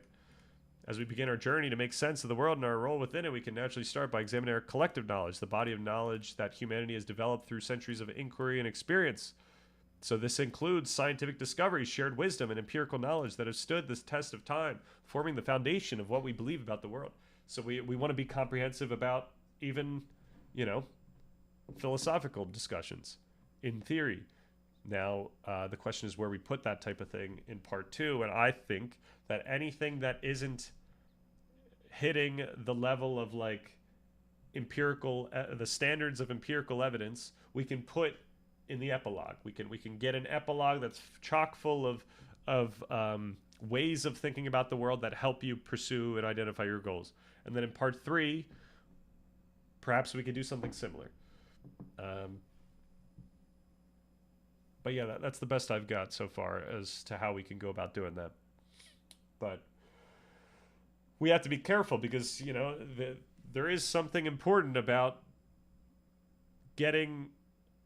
making sure that the stuff that we say in this document is evidenced in some sense, or being clear about the fact that it's not evidenced. And so we have to organize in some way. What else was I going to say here? The example in part 1 is like we start thinking about meaning, and we talk about the experience of meaning. And this whole experience of meaning section is just a phenomenology. It's like leveraging Heidegger type phenomenology to give us an intuitive sense about our experience of meaning. So in that case, we're not like comprehensive in terms of science. We're being comprehensive in terms of what I think is the most effective phenomenology that I've ever heard. So that's all right. We're gonna get down to this one suggestion, Onion Helmet. But before that, it's already, you said metaphilosophy. He boiled it down for us plebeian small brain commoners before I was confused about cats, but now I see clearly. What was I saying? Do you believe that the interface theory of perception of Donald Hoffman is relevant for the document? The interface theory of perception. Oh, geez. What is the interface theory of perception? Okay, argues that evolution shaped our senses not to reveal objective reality, but to provide a simplified virtual desktop interface to guide adaptive behavior for survival and reproduction. So obviously this is just a LLM thing. So of this LLM discussion or explanation, I would say I like everything up until we start talking. Before we start using the desktop interface as an analogy. So yeah, I think we know for sure, as sure as we can in science, that evolution shapes our senses not to reveal objective reality, but to guide adaptive behavior for survival and reproduction. Right. And then the question is, like, we can't go this far, meaning that what we perceive are useful icons hiding a deeper reality. Everything we see isn't necessarily useful in the way that we think about useful, right? When people are addicted, they'll see opportunities to get to their addiction, and that's not necessarily useful. But as far as the brain's concerned, it wants that. So it's an adaptation, but it's not necessarily useful in the way that we might think useful should be used. So yeah, the point is just the evolutionary thing. That's the takeaway. Evolution's kind of everything here. Okay. A more important reading than Reasons and Persons may be this. This is the entry on well-being, and I think I added this to part 3, so we will get to that. Then I say those are good points, and I need to keep that in mind. That said, the metaphilosophy of this project is what we're not preparing. Is that we are not preparing for a publication or some final release. So when I say metaphilosophy, I mean the philosophy about how the process we're taking, not anything about the actual document. This must be a living document as we learn more and build an understanding. I'm confident in the foundations of part 1, given all that I've learned about the brain and existential linguistic philosophy, but there will certainly be changes, and I need to remain open to them and remain responsible to hear out suggestions from the community. I am newer to the contents of part 2. We just started this in December. Practical goal advice. And part 3, practical advice towards a meaningful life. But in my mind, these are much less risky waters. Like, I think that part 1 is like the foundation. Like, it's really important that we get part 1 right. Part 2, like, we could just talk about, things that help you focus, right? Things that help you learn. Like, these aren't, there's nothing at stake here. There's not too much riding on top of this. It's just, this is a tool that you can use. I'm being a little dismissive about some of the ways that we have to talk in part 2, like the ways that we have, like the narrative direction of part 2 probably does matter a lot. So I have to be mindful of that, but I think we're in a good place right now for at least like a skeleton, and then we could probably move things around. One suggestion. Okay, wait, I've thought about it. It's not that important. All right. Fair enough. Okay, I would rephrase the things, they're not as claims, but as things for consideration then. Absolutely. It feels like a draft for an actual claim, not as a resource listing potential thoughts or solutions. Yep, it's very much a draft. The first intention I had was to just have something organized for my own understanding, something I can sift through in my mind. Most likely I'll make more accessible content from this document, from what's in this document. So this project is more about the broader community and fostering a space for growth, and slowly over time the document will develop into something more publishable, and even then it must remain open for change. I think a draft at this point is too early. It already claims certain things. I haven't read the document yet, saving it for a special day, but it sounds like you see an issue with the way well-being is used in the doc. No, actually, I also haven't read much of the document. I'm simply going off my impressions of the stream. And some excerpts. Fair dues. I was mostly curious to read anything that seemed controversial. It seems this is a project about. I mean, really, if I would argue that if you reading through the document, there's really not much that's controversial, because we go like in such a slow way. That said, there are things I do want to change about the wording in part 1 that might be controversial and might be misinterpreted. So I think there are many flaws in part 1, and I need to fix those when we have the time. And hopefully we have the time sometime in this calendar year as we're doing all this part 2 stuff. And those are concerns. And if someone finds something that is, egregious, let me know. Okay.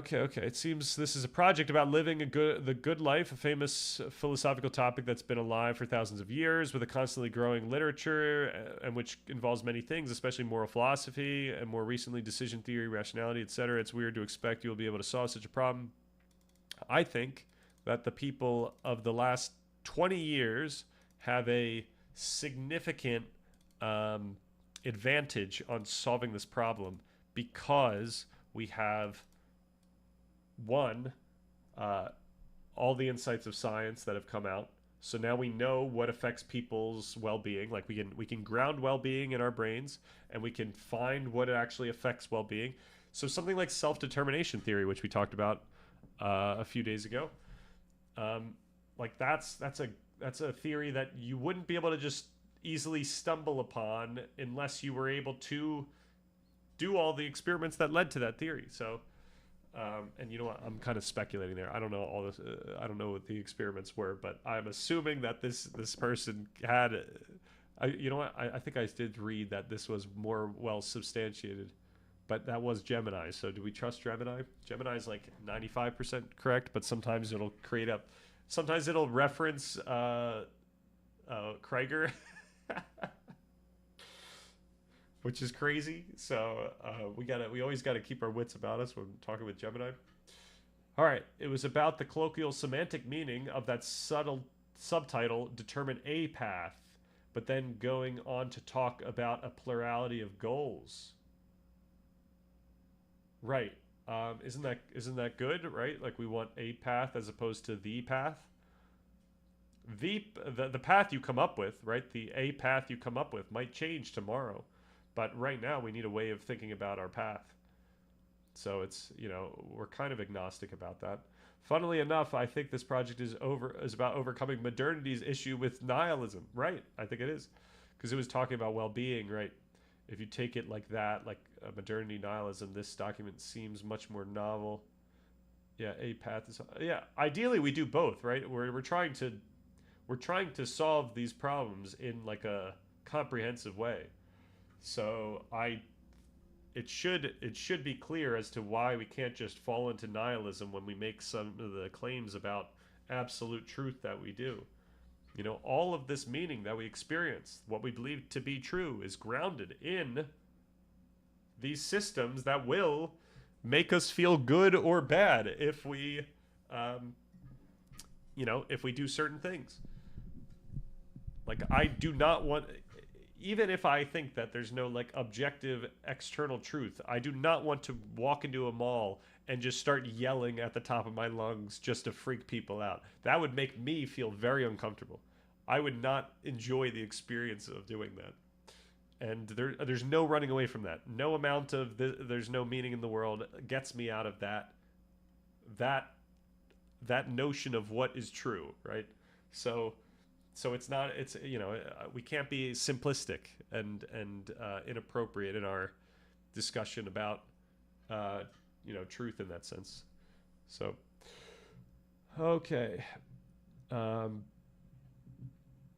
yeah, and in part 3 we are going to have to discuss obviously like how do we consider a path given that we have so many goals and there's our lives are complex and we have to deal with like making a living with the things that we find that we want to do on the side and a family and all these things are going to contribute to this very difficult dilemma we have. And the only thing that I can do sitting here not having studied this is to learn what people have said on this topic, find what is the most substantiated by looking to see if people are using evidence and looking to see what other experts are, like where experts are pointing. Like it's a good sign when a bunch of experts point to Damasio. Like when they mention Damasio, it's a good sign that Damasio might know what he's doing because so many people in this field that are writing contemporary pieces are acknowledging the works of this guy. And so yeah, like it involves us actually going in, learning the field. We have to like get a good sense of the field, and then we could go from there. And we don't have the time to like go super deep into every single thing on our first path through or run through. So that's why we're probably gonna have to go back to some of these topics and go even deeper when we realize that there's a whole thing we're missing or whatnot. Philosophy, as far as I have so far seen it, are you saying that I have to go to Nietzsche at some point?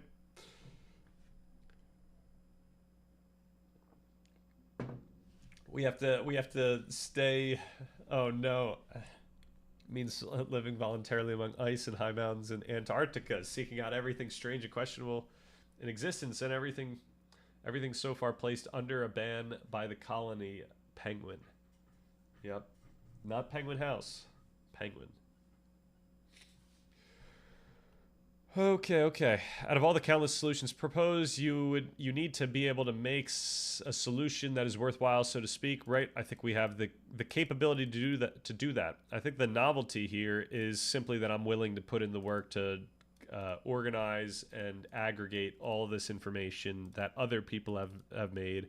And if there's anything novel, it's just what I've learned from the linguistic philosophers about how all this stuff is grounded in our social norms.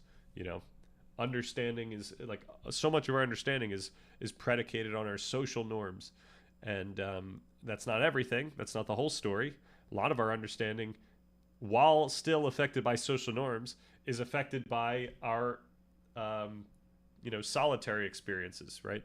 Like we go and we mess around with something, we play with some object to figure out what it is. And granted, we're leveraging concepts that we did learn through social means. Like immediately, right when you're out of the womb, you're getting social conditioning. You know, you're getting so much information from your caregivers, and we've seen that when kids don't get that information from their caregivers, they have problems. And in the context of allostasis and body budgeting, it's literally that they don't learn how to regulate their own body, and that's a problem. So when I say it's a problem, I just mean like it'll end up with significant things that we would describe as negative happening to you for the rest of your life, and that's not great. But that was a bleak chapter that we read, so let's not go there. All right, Crazy Kazoo, if I may add something to your insightful suggestions. I think it's fair to call this document a realization of the second brain idea, but I welcome your view on this characterization. Second brain isn't a bad idea. I prefer the digital garden name with more pleasant connotations and slightly better framing, but this idea can also become a trap if we don't recognize important matters. So we've got videos. What are these videos? Second brains are a lie. What is going on here? Okay, I need to open it in this browser. So, what if I second brain? What's going on? Ask. So when I hear second brain, I'm thinking of the gut. But are we talking about like LLMs right now? The video challenges common perception that second brains or personal knowledge management systems like Obsidian, Notion, are beneficial for productivity and learning. Okay, I think we got to skip over this. I don't know if Crazy Kazoo, I don't know if you're listening right now. Oh no, this is Peter. I'm sorry, Peter. I don't know if you're listening right now, but the reason I'm looking into Obsidian is solely to have a title up on screen when we're working on a topic, and I just want a markdown text editor so that I can make that title. I'm not using one of these things as like a second brain. If you know what, second brain idea might be related to this, right? We're technically shoring knowledge in this document such that I don't have to keep this in my brain constantly, and I could always go back and read this document to like re-up on what I once discovered and studied. Even if this stuff isn't novel, it'll be useful having it all in a document with references, right? Yeah, I think that's the goal as well. We do want references. We want all this stuff to have a nice narrative where it can be read easily in some sense if you're willing to go through it. That's why we do have the main takeaways, which should be easier to read. Are you good at math out of curiosity? I was always decent at math. Yeah, I think that's what got me into computer science. That said, I don't think, once I knew that I was in computer science and I was working on computer science stuff, I wasn't like interested in learning more complex math than I don't know, second order derivatives and linear algebra, and what else was multivariate calc, and I don't know. I'm going in. Okay, wait. I knew this question would come someday. I think even I asked Stan once. I'm going into finance. Can you teach me probability theory? I do not know probability theory well enough to be able to teach you. I apologize. I should know probability theory more so than I do. But I would recommend you watch a video and you use Gemini. Like, that's how I would learn. I would learn just brute force smashing my brain against a language model. Because you can, you have to think about bandwidth and throughput in this sense. Like, you can ask so many more questions to Gemini than you can me or some other teacher, and you can just, you can really accelerate learning if you ask the right questions. Okay, I remember you said you're good at applying the mathematical tools, but didn't really care for the concepts. Oh yeah, I think I was always there for the practical use of it, but not like, it's not like I was into theory. Like, I don't really even care about computer science theory. Like, I'm not trying to just get to the most complex stuff in computer science. You had a CS club in your high school. I had CS classes in my high school, which was cool. But yeah, for computer science, I'm interested in making things. But actually, I've become more interested in software with just design, like software architecture and engineering design. Like, that's the stuff that really has me excited. Just ways, like, good practices in software design, because it's really just how do you make something more efficient and whatnot. Still hate embedded. Yeah, I don't want to touch analog. When code doesn't work, there's always a reason why it doesn't work. Now, sometimes you're in a system where, like, maybe your environment has been corrupted in such a way, but usually there's like a reason that you could find, and sometimes it's tough to find that. It's like, that's the whole debugging process, but there's something there's something there. But with analog systems, I would just, if something wasn't working, I would be like, did the thing break, or am I doing something wrong? Like, I don't like the uncertainty of that.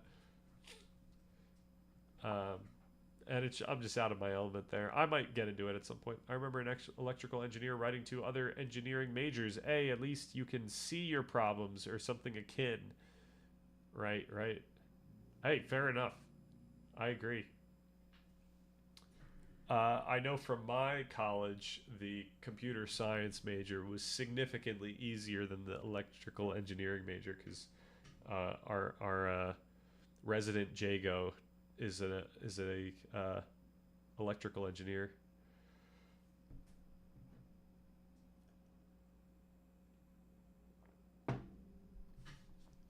Okay, so I'm probably not into these ideas, but what about the digital garden name? Digital garden. What is the digital garden? Personal wikis, digital spaces of notes and thoughts, discussing tools to maintain digital gardens and new tools of thought. So I do actually like this concept. I think it is really effective to use documents for your thinking. Remember we read that thing about the girl that was dating AI, and she was talking about how she was making all these documents of her thoughts, and she was always able to take this document and continue a conversation with it, and then re-summarize it back into a document. It was this whole thing, and like, there was something that I thought that was actually really on point there, with how useful it is to put things into documents and then run with it. You could have a conversation with Gemini about some symptoms you're experiencing, and then you can get a summary of that. You could just kind of keep it there, and then maybe in the future, if you're experiencing those symptoms again, or you got better and you're wondering what just happened, or if you're getting these other symptoms, you could bring that back up. You could talk about it. Now you have this whole you have this whole thing that you have a dialogue with events that have actually happened to you, And you don't need to understand machine learning classification in order to make sense out of the data that you have. All right.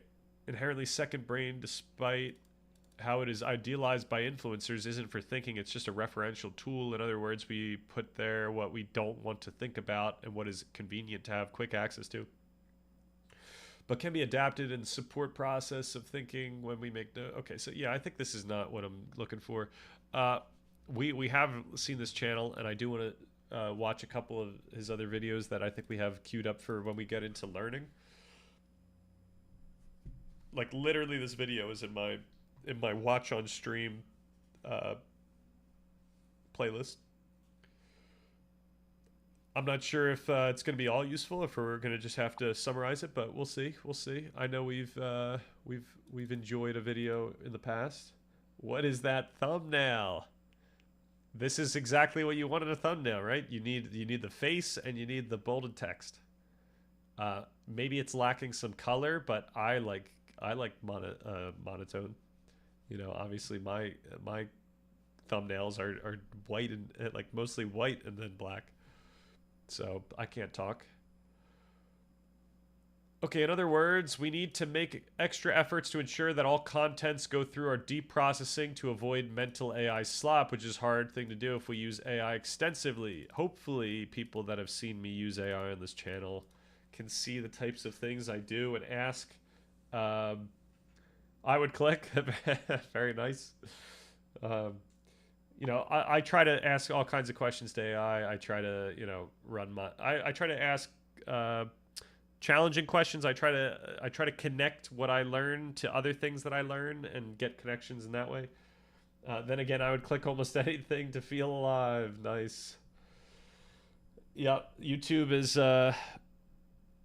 It could be rough sometimes when you're just like, man, I just want some type of stimulation today. You know, I want something on my page to just be compelling, and sometimes you have to broker with reality and do something that's not optimal, but you have to click on something, you know. All right. 2025 advice is outdated. True. We want 2026 advice. Oh no. Okay, never mind. I thought that. I take that back. Yeah, what's funny is like he had learning advice in 2025. So, you know, is he saying his own advice is outdated, or is there like new stuff to bring to the table? My concern with those types of content creators is they like just make the same video over and over again. But that being said, I don't know if there's a better way of doing it. So, you know, that might be the way to go. You might get different people clicking on it each time, and you want a bunch of people to know these tips, so you might as well do it. All right, can you link that video with the guy and the glasses in chat, please? Absolutely. Copy link. Open link, copy link. Okay, I know a dude who looks like him. Nice. Even though, to my understanding, you're left-leaning, do you believe I'm ethically justified in working in finance, even though the left, to my understanding, is skeptical of capitalism? I think that there's a lot of the left that is not skeptical of capitalism, in the sense that they would like really want capitalism to go away in some sense. So I would say that's the first thing.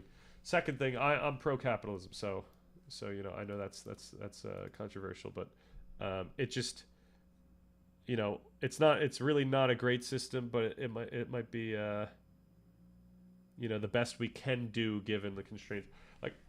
Like ideally we have, you know, and I'm not saying this in such a way that I want this to come about, because I don't think that it would be possible to bring this about with any type of certainty, but ideally we'd have some sort of like, you know, artificially ran system where everyone is insured, you know, resources and you know, I don't know. It would be tough. We need to do more. I think we need to do more research before we start coming up with like real optimal systems of of economy. But in terms of you know, a dynamic system like the one or like a dynamic you know, system of people, I think capitalism, unfortunately, is the best. And I say that because there are so many negatives of capitalism. And but there are also positives. You know, capitalism makes a lot of people in the world wealthier, even though it does manifest significant relative poverty. Right? There's huge disparities of capital right now, and there's concerns with the fact that the force that's drawing capital and wealth towards the top, 1% of 1%, like that's a real problem, despite the good qualities of capitalism. All right, so what was your original question, though? A few months ago. Oh, my bad. Do I believe you're ethically? I think you're ethically justified in working in finance. Yeah, absolutely. It depends what you do in finance. You know. But yeah, like I would say that's not like to write you off that you can do anything. Like if you're working in finance for maybe a company that is literally like they make money by screwing over people that are like not well off, then I would say that's ethically unjustified. But just because you're in finance doesn't mean that you're doing something wrong. That's my opinion. You know, this isn't the opinion of the document. This isn't, this is just literally my intuitive opinion about morals. All right. Not him, below him. Get that bag, king. Absolutely. There will not be a revolution. This reminds me of that one Soviet joke. There are different levels of finance you can go into. Insurance or work in a value fund. You could work as a researcher in a HFT or market maker on Wall Street. I plan on working in stock portfolio management. Okay. Yeah, I mean, if you're helping people manage their money, then that sounds cool.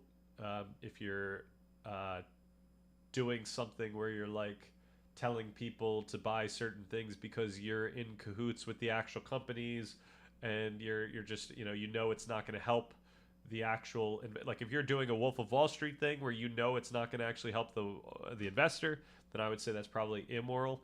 And if you're doing things that you think will actually benefit the investor, like that you have knowledge of, or like you have good models that are telling you things that you think are always gonna beat the market, then that would be ethical. So that one's on you. You got to figure out, you got to feel that space out. You got to see what you think is ethical and what you don't think is ethical. Generally, I'm not like a super judgmental person where I'm going to just think someone's unethical for doing some type of job. Now, if they're like very obviously doing something that is hurting someone else just for their own gains, then that might be a different story, and I might not make a fuss out of it, but I'll tell you it if you ask.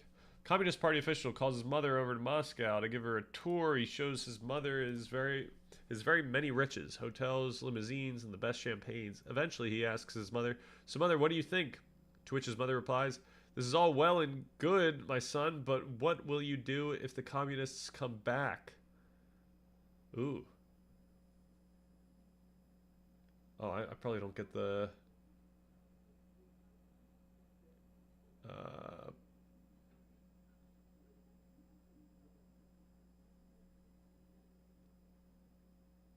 I don't know enough about the history to understand the significance of that joke. I'm sorry. Son is a communist party. Yeah, where did all the communists go? Speaking of finance, anyway, read Marx.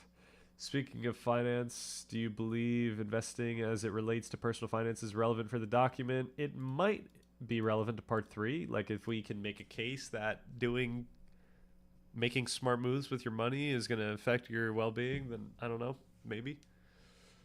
We'll have to think about that one. That's tough. But I think,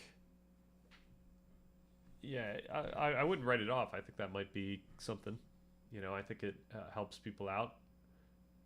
If you're more secure financially, then you're in a better position to pay attention to how you can optimize your well-being. The only investing that the majority of people should attempt is a Vanguard ETF fund. Yeah, I'm a vanilla person. That's really all I do, except for job, retirement stuff.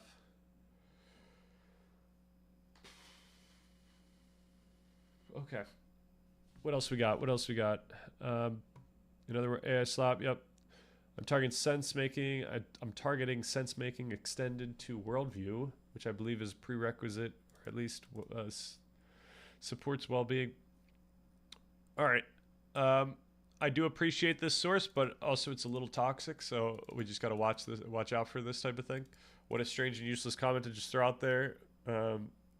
Yeah, I'm gonna try to be like pretty stern on toxicity here. Like, you know, even calling other people out that you think are being toxic. You know, at least Crazy Kazoo was giving feedback, and it might have seemed like pretty. You know, it might have been like I don't know, judgmental feedback, but I think that's fine. That's within the realm. If Crazy Kazoo said like everything that we're doing here is terrible, or something is we're all lame for believing this thing, then that would be a little more toxic.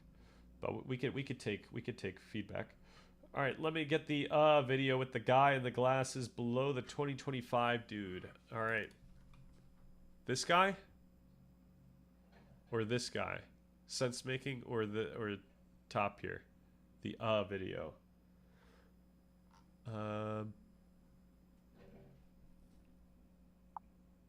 Oh, you're saying the video as in, okay, I see. The second one, sense making.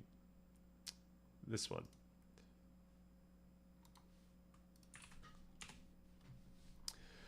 Okay. I perhaps made it too vague. I don't mean you should give up or anything, but that if you want to find the solution, you may want to engage deeply with the literature to see previous proposed solutions and their faults. And I think we will need to look at this literature. And only after having a deep understanding of the current state we are in with regard to this problem should you try to work on it or expect yourself to be able to make an original solution that may work. Very often people independently come up with proposed solutions of the past, and most of the time that position has been discussed and criticized iteratively for many, many years, right? Fair enough, I agree with that. For sure it would be weird to expect he will be able to give a solution in form of recipe, because there is none, and it won't be. And it's a perennial problem that comes from the fact that we live in complex environmental systems where things are messy and we have nonlinear causation of multiple factors. We need to be able to adapt and change our method when context will shift to keep having good results. Right, that's the whole point. We want to make something that's so high level in some sense that it can adapt. That is the goal. Like, we are actually trying to do somewhat of a recipe, but a recipe can't be concrete in the sense that you should be getting the sleep, you should be doing that because you might not have time to sleep, right? That's the whole point. Everyone's different, but we need to tell someone that if they did have the time to sleep, that sleep might be an option for them, and sleep has these types of effects. And if you're trying to live a life with more well-being, then this is a tool that you can leverage. And if you find that you have that time and there's no reason why that you think there's no reason why you shouldn't be able to sleep, then perhaps you should feel that you should sleep, right? Get the requisite sleep. So it's something for each person to figure out for themselves. But we're laying out like a groundwork of understanding that can help anyone out, provided they understand it. Okay, education is a right direction, but the big question is what we can count as good education. I write in the context of this quote, school is one thing, education is another. Whether you are in school or not, it's always your job to get yourself an education. You have to be curious about the world in which you live, look things up, chase down every reference, go deeper than anyone else. That's how you'll get ahead. Okay, cool. I'm sure there is some miscommunication here. I didn't mean to claim anything like that. There may be a solution in the form of a recipe.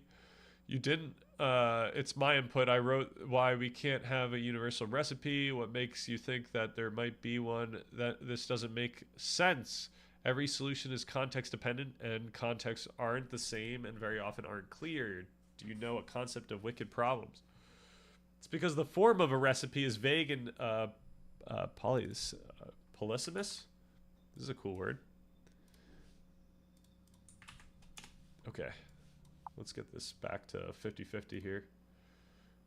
Polysemous describes words or phrases with multiple related meanings. Okay. you might have a pretty uniform solution that basically applies to everyone, not in complex systems, right? For example, add 10, blah, blah, blah, maybe generalize as something like add that much. Okay. Your goals are or particularities may be different, but we could ideally abstract them out in our solution, right? I think Crazy Kazoo is getting where I'm trying to go here, where we can have an abstract enough recipe that allows anyone to use it. Do you have a technical sense in mind? I mean, clearly, we can generalize certain things about humans. Give yourself time. Don't jump into conclusion. You don't take into account what I already wrote in a proper way. I do have to, Peter, I do have to let you know that this is a little, what's the word? Condescending. That, you know, just because you have thought about something in a way that you feel is right and clear doesn't mean that anyone who doesn't already know that you wrote that thing is in some way inappropriately acting or something like that. Okay. This is not the Agora, guys. Please calm down. I was going to name one of these places, maybe the Science Philosophy. Oh, the Forum, right? The Forum. No one's using it, but does anyone even see that? I might have made that hidden, but having like a fora or something like that. Okay, I've discovered a way to interpret a concept in physics as practical. Okay. I mean, obviously there are ways to interpret a lot of concepts in physics as practical. The idea is which concepts are practical and which ones aren't. This is not the Agora, guys. Please calm down. But that being said, let's hear it. Glad you're engaging with this. Fora would be plural, right? Yeah, plural, a bunch of forums. But I guess that would make sense for this, right? If there's a bunch of different conversations here, we could say it's the fora. A bunch of forums. I don't know if that makes sense, but okay. Don't jump into conclusion. You don't take into account what I already wrote. Okay, feel free to explain why you think that. There's certain senses of it where your claim is trivial. It's not trivial. It's because you might try to apply a universal recipe to a situation that's actually complex, failing to recognize its complexity, and as a result, you end up facing failure after failure without understanding the kind of approach that a situation would require. This is what wicked problems are. Google the definition. I don't think you guys disagree anymore after the modality switch. Sure, that I don't know if there's a really an argument here. Okay, I like this video. This is the same problematics, but discussed based on learning example. Kind and wicked learning environments. The myth of experience. Nonlinear causation. Should we check this out? All right, let's get it here. All right, I apologize what about has experience taught you? Not having seen any of these videos that we queued up earlier, because I wanted to get through this thing, but this thing is actually a lot longer than I expected. What do you mean by modality switch? Okay. From Walt to May, I need some more evidence to the question. You don't, okay, not to mention it's not me who defined it, it's okay.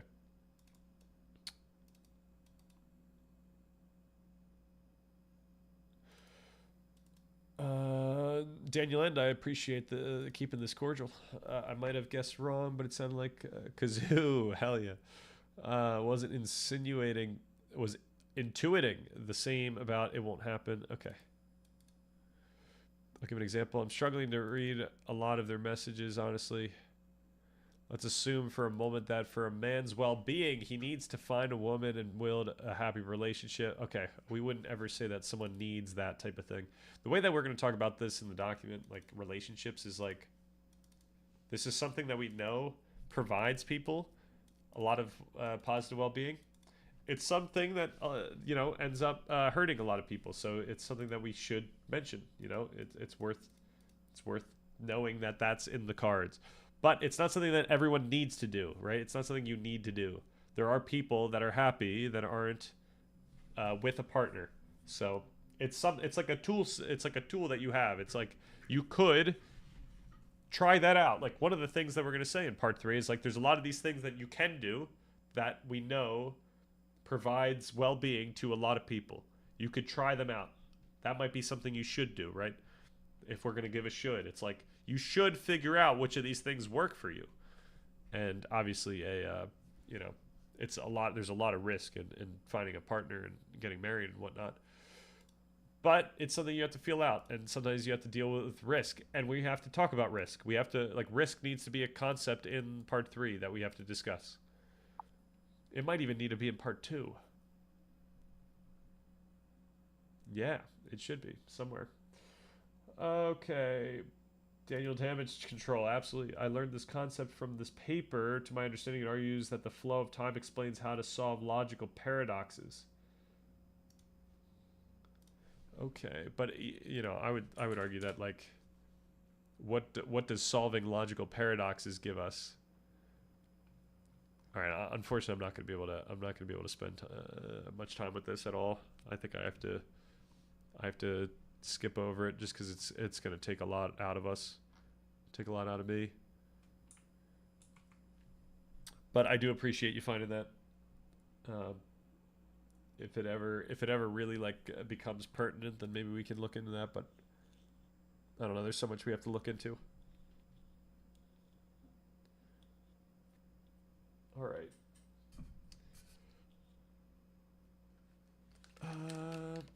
Massive guess here, but I think you guys might be from around the same area and world, maybe even same language. That might be a neat shortcut to the language barrier if true. I'm not claiming we can, but it may be that we can. I don't see reason to suspect otherwise currently. Expected. Okay, utility maximization. Oh, this is cool. When I'm saying this, it's so obvious. If you cook something and you want the same effect, then you need to create the same conditions, blah blah blah. But in the real world, identical conditions have. Okay. I'm not asking for an analogy. I'm trying to figure out the modality of your claim. Do you think it's logically impossible? I appreciate everyone being chill here. It's logically impossible, but don't catch me by the words. I'm not into impossible framework. This doesn't make much sense to me. More like this. Something makes sense or doesn't make sense. Nice. Okay. All right. I might have lost the plot in some sense. This paper argues that humans evolved a special way of thinking using symbols, blah, blah, blah, that sets us apart from animals. This came from pretending moral rules are objective facts, right? So I feel like Peter is kind of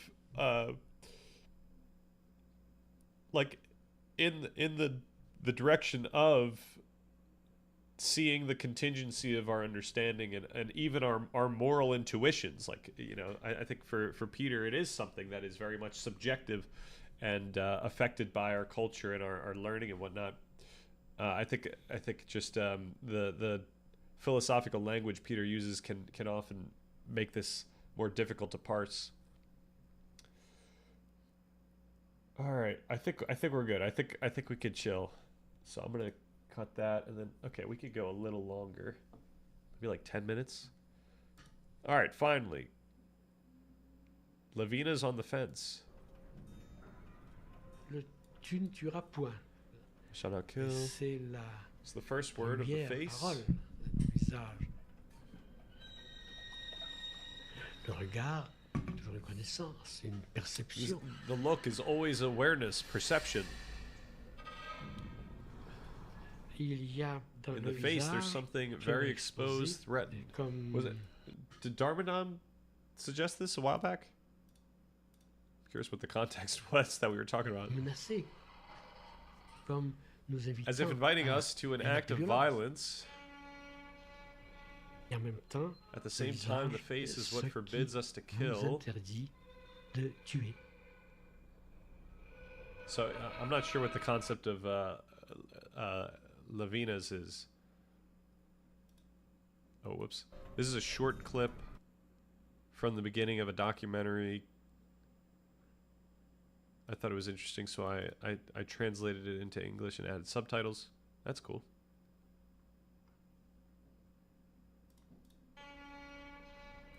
Et en même temps, le visage what forbids us to ce kill. qui vous interdit de To translate this, it's like you know, we found a lot of science that shows that when people are exposed to faces, that they'll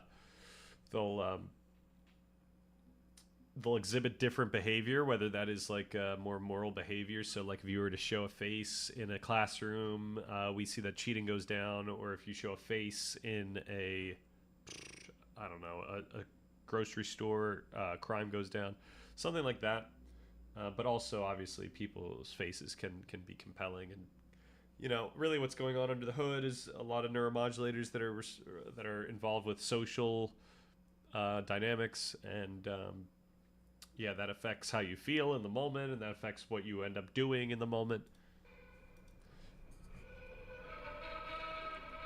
C'est quand vous voyez When we see a le nose, nez, eyes, les forehead, yeux, and chin. front, menton, et que Also, vous voulez les and are able décrire, to describe them. vous tournez votre We truc turn towards comme un the objet. other as an object. All right. La meilleure manière de The regarder best autrui, way to c'est de look regarder at the à travers other ses isn't yeux. even to notice their eye color. So are we talking about the other as in like same way that like Heidegger uses the other and Hegel uses the other? Are we talking about like an abstracted singular way to talk about like social patterns in general? So there's this there's another insight in you know, the science of the face, where we use the same parts of our brain for recognizing faces, for recognizing other patterns if we're really into those patterns. So like you know, if you're not, I don't know if this is actually true, what was it, it's like for people that are really into cars, like they use the same parts of the brain for recognizing faces to recognize cars, but I don't know if that's like for everyone. I think that Sapolsky was saying that it's based on your like broader understanding. So like if you were to get into some other thing, and I forget what his other example was. It wasn't cars, but there was another thing where it's like if you were to get into this thing, then you would start learning those discrepancies using that same part of the brain. So I mean, there is like a, I mean, that makes it clear that there's some generalizable pattern recognition that has to do with faces that we could describe as, you know, the other in this sense. That's the way to ground that, I think. But obviously, then there's the experience of that. There's the what it feels like, the otherness in like the knowledge we know, how facts feel like other people can know them, or that other people do know them. There's always that way of going about this. The other person at first is part of the whole,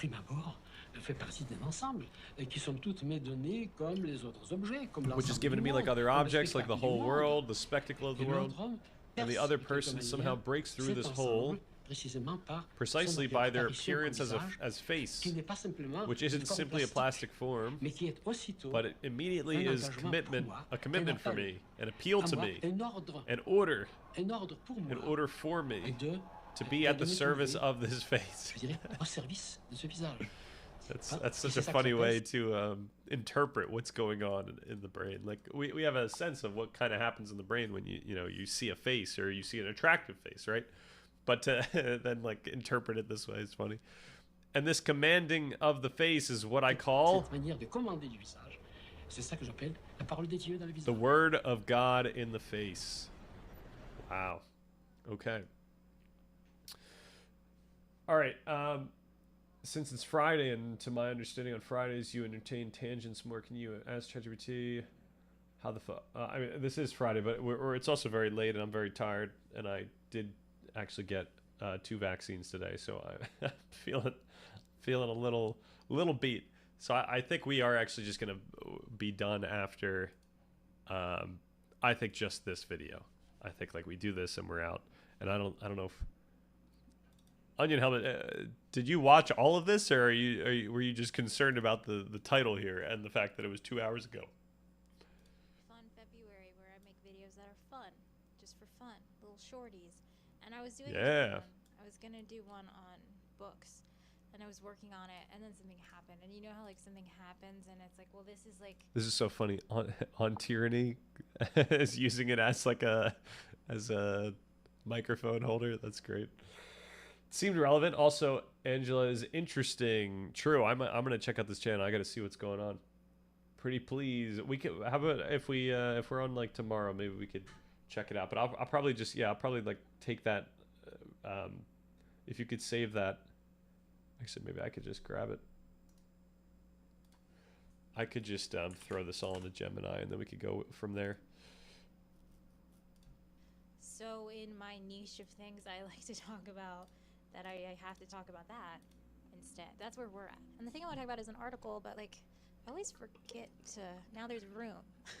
There's room in the frame for me to post images from the article. So this is called "When 2 years of academic work vanished with a single click." After turning off ChatGPT's data consent option, Marcel Bucher lost the work behind grant applications, teaching materials, and publication drafts. Here's what happened next, by Marcel Bucher. So this was posted yesterday in Nature's career column. So Nature, the journal, is... So was this, obviously the answer is going to be given, but is the concern that, they left all the information in the ChatGPT conversations and then they lost it? Because that's pretty scary. Fortunately, we've got this thing on Google. Now, Google bans me, then we might be out of luck. That's why every once in a while I'll do a quick old download here just in case. But, yeah, if they were to just delete this, that would not be fun.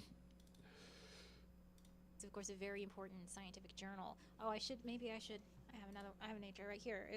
What are we doing with our lives? I just want to shout out Minneapolis. They're having a boycott today, like the Union Men. I'm proud of those guys. I like what they're doing. Anyway, so we'll stay with anti-fascism. We don't need Nature today, but Nature, of course, is a very famous scientific journal. It's very prestigious. You have to pay money to publish there. It's pay to play, but it's also like an award on your little CV that you published in Nature. The Nature Careers blog, it's very much not that. They call it Nature's career column, and they describe it. These pieces are written by scientists with editing help from the Nature team and aim to share the author's personal experience and what others might learn from it. And if you go to the list of columns they've published, it's really just like weird career maxing LinkedIn brain rot bullshit stuff. I'm not going to pretend I know what's going on with Nature or Springer, the publisher, but I would say friends don't let friends participate in anything Springer publishes. But it does seem to me, as an observer, that this column is intended to be rage bait. Like, it's articles that are designed specifically to like game the algorithm and make you mad, so you click on it and read it. And so you might say, Angela, if you know that that's true, if you know that this is intended to be rage bait, why would you waste your precious time on Earth discussing this article? And why should you, the viewer, waste your own precious time on Earth watching me discuss the article? And like, that's a valid critique of this style of video. However, I do think there are two important things that this article does that I think are important to discuss and would love to talk about. But, feel free to click away. You're allowed to do that, of course. So the two important conversations I think this article is like a jumping off point for is, number one, how generative AI is destructive to academia and education and research, and how we shouldn't use it. And the second conversation this article kind of presents a jumping off point for, I feel like is maybe more relevant to my audience, which is that this article is a perfect encapsulation of how consistent daily use of chat boxes destroys your brain. It's just like, what happens when you rely on generative AI to do like basic normal tasks you should be able to do by yourself in like 20 seconds, like what this does. Have you ever seen that commercial? Okay, last time. This is drugs. This is your brain on drugs. Any questions? This is your brain on AI, except in scare quotes, because as we all know, AI doesn't exist, actually. AI doesn't exist. So this is a blog post. All right. Nature. We might be able to get away with a little summary, as inappropriate as that is. I'm very sorry. All right. Okay. Discusses the article. Blah blah blah blah blah blah blah. This article describes how the author lost a significant amount of academic work. After temporarily disabling the data consent option in ChatGPT.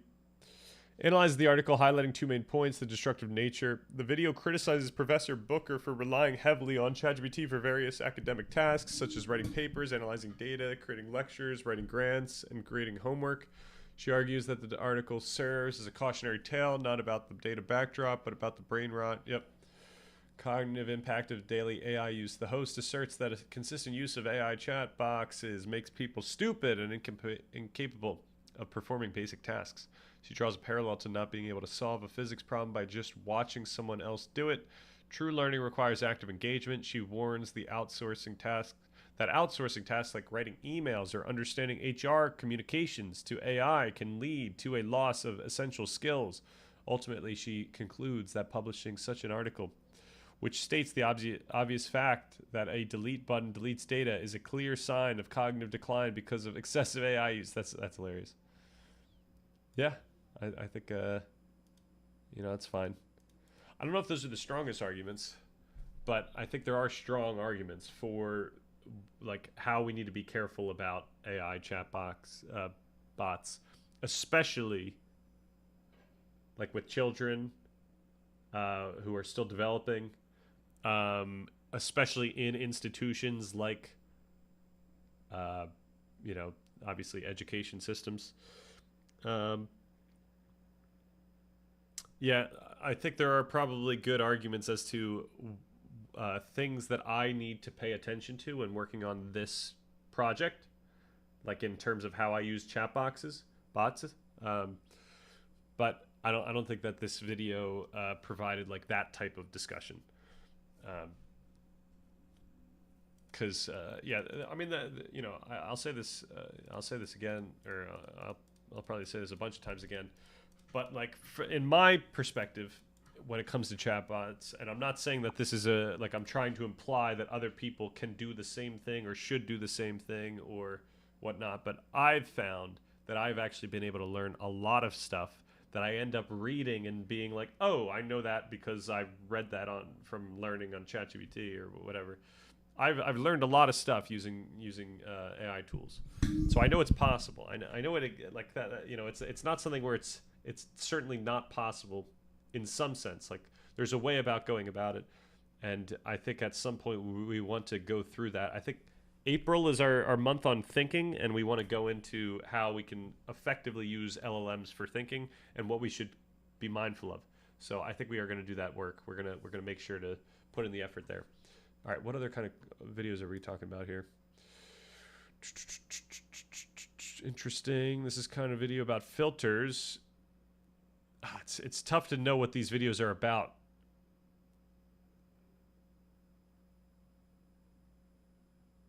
Oh, nice.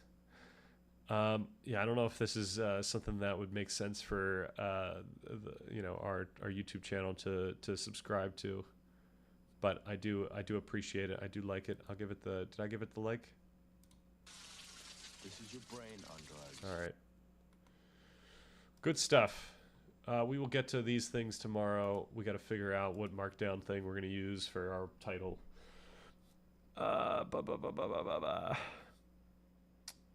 The channel feels like a summary fest rather than an in-depth engaging with ideas. I think a lot of that channel is personality, and still going into topics, but perhaps not as like deep as some other video essayists. No offense intended. There's only so much a physicist can talk about to laymen. Is she like a huge physicist? I don't even think this is a critique of the approach to the document, but you might want to take it into consideration within the document. Oh, what's the? I'm sorry. What within the document should we? Yeah, we should. I think in part 2, that's what we're going to do in that thinking section. We are going to talk about this subject exactly as it is pertinent. Your channel, to me, feels like a summary fest rather than... my channel seems like a summary fest rather than in-depth engagement with ideas. Are we talking about... my current videos on the channel, because that's actually pretty true based on my current videos on the channel, except for the read-throughs, like when some of these, a lot of the videos on my channel I think are going to end up being I should say for sure, the last two videos are not summary fest. These are pretty. I feel very confident about these two videos. We did some good work with these videos. But yeah, when we like to any of the discussing this or this is all summary stuff. This is high quality art, the Nietzschean Penguin. Don't get me wrong about that. The read-throughs, I'm just reading the document, and I think the document isn't a summary fest. It's kind of a summary fest in some sense in the document, where we are just going through things, but we are trying to explain it, and we are going in depth into how we can go about these ideas.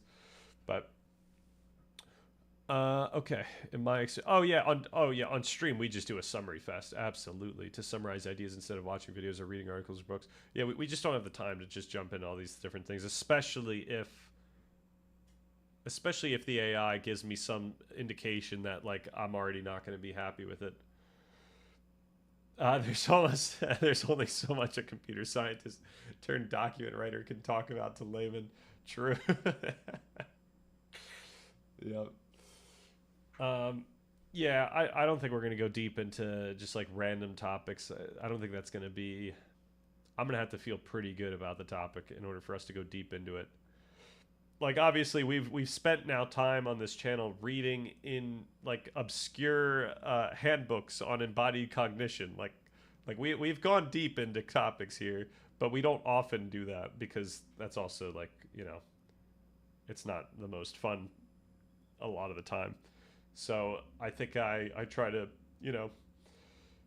I try to cater our in-depth discussions to specifically the stuff we have to go over for the sake of the document, and things that,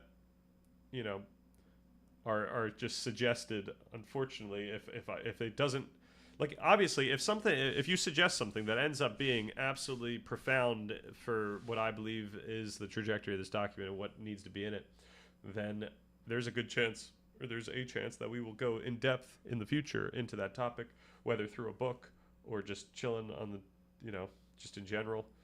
But yeah, I don't know if that's going to be like what we often do with just suggestions.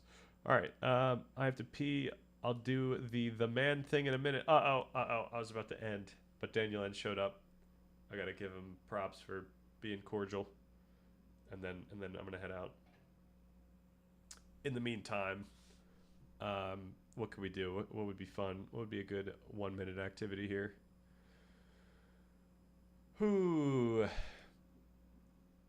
I could just give like an update here, roadmap wise. I finally started editing this thing. I filmed this thing early December. I have to just make it and put it out there.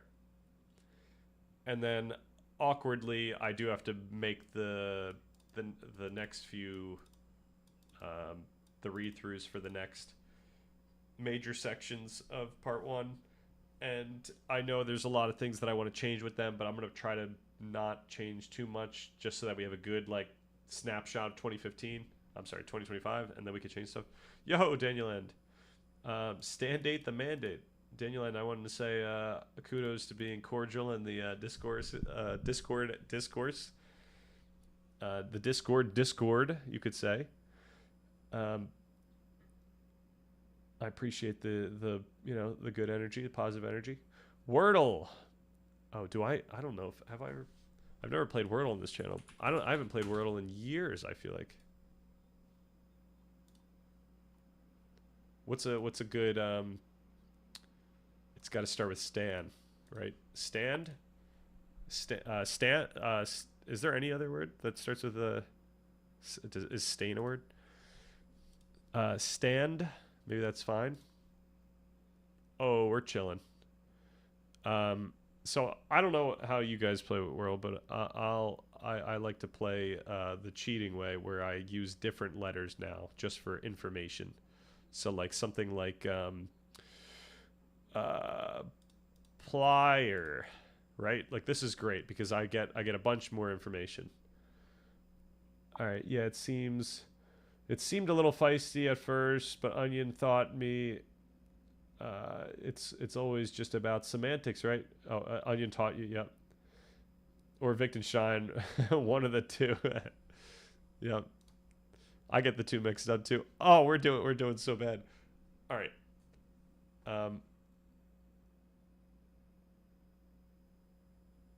What would this be? All right, let's just do another one. Let's do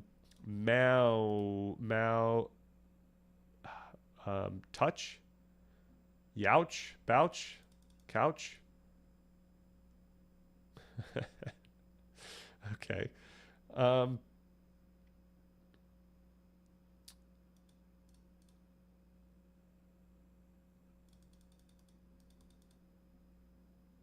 How about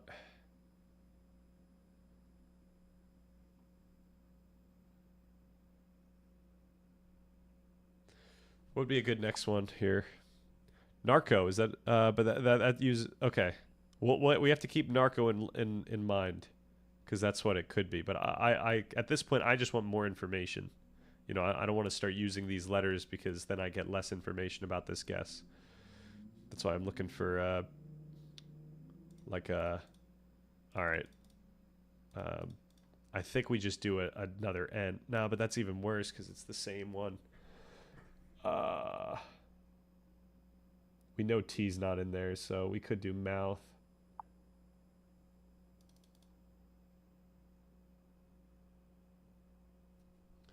Microglutamation.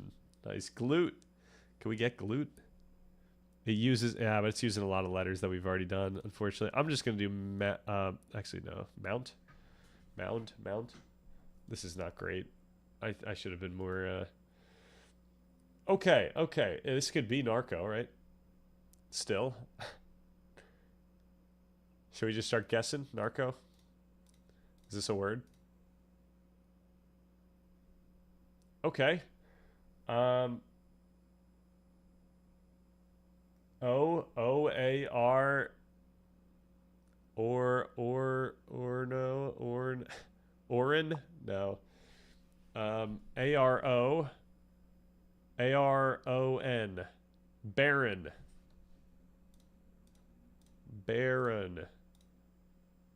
Yeah? Oh yeah. Okay. There we go. Oh, nice. Very nice energy dompter.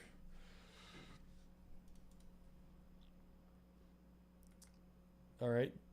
Great suggestion. Maybe we do connections at some point. Okay. I gotta hop off though. I gotta chill. Tribute to the Trumps. Uh-oh. I don't want to go that far. It was the best Wordle, I'll tell you that. I'll tell you what. And no one knows Wordles better than me. The biggest, best Wordles. All right. Thanks for everyone chilling. Thanks for everyone that's new to the stream as well. I don't know if you're still around, but thank you very much for hopping in. Thanks for Darmadom for shouting out the channel elsewhere. And yeah, have a good rest of the day, everyone. See you later.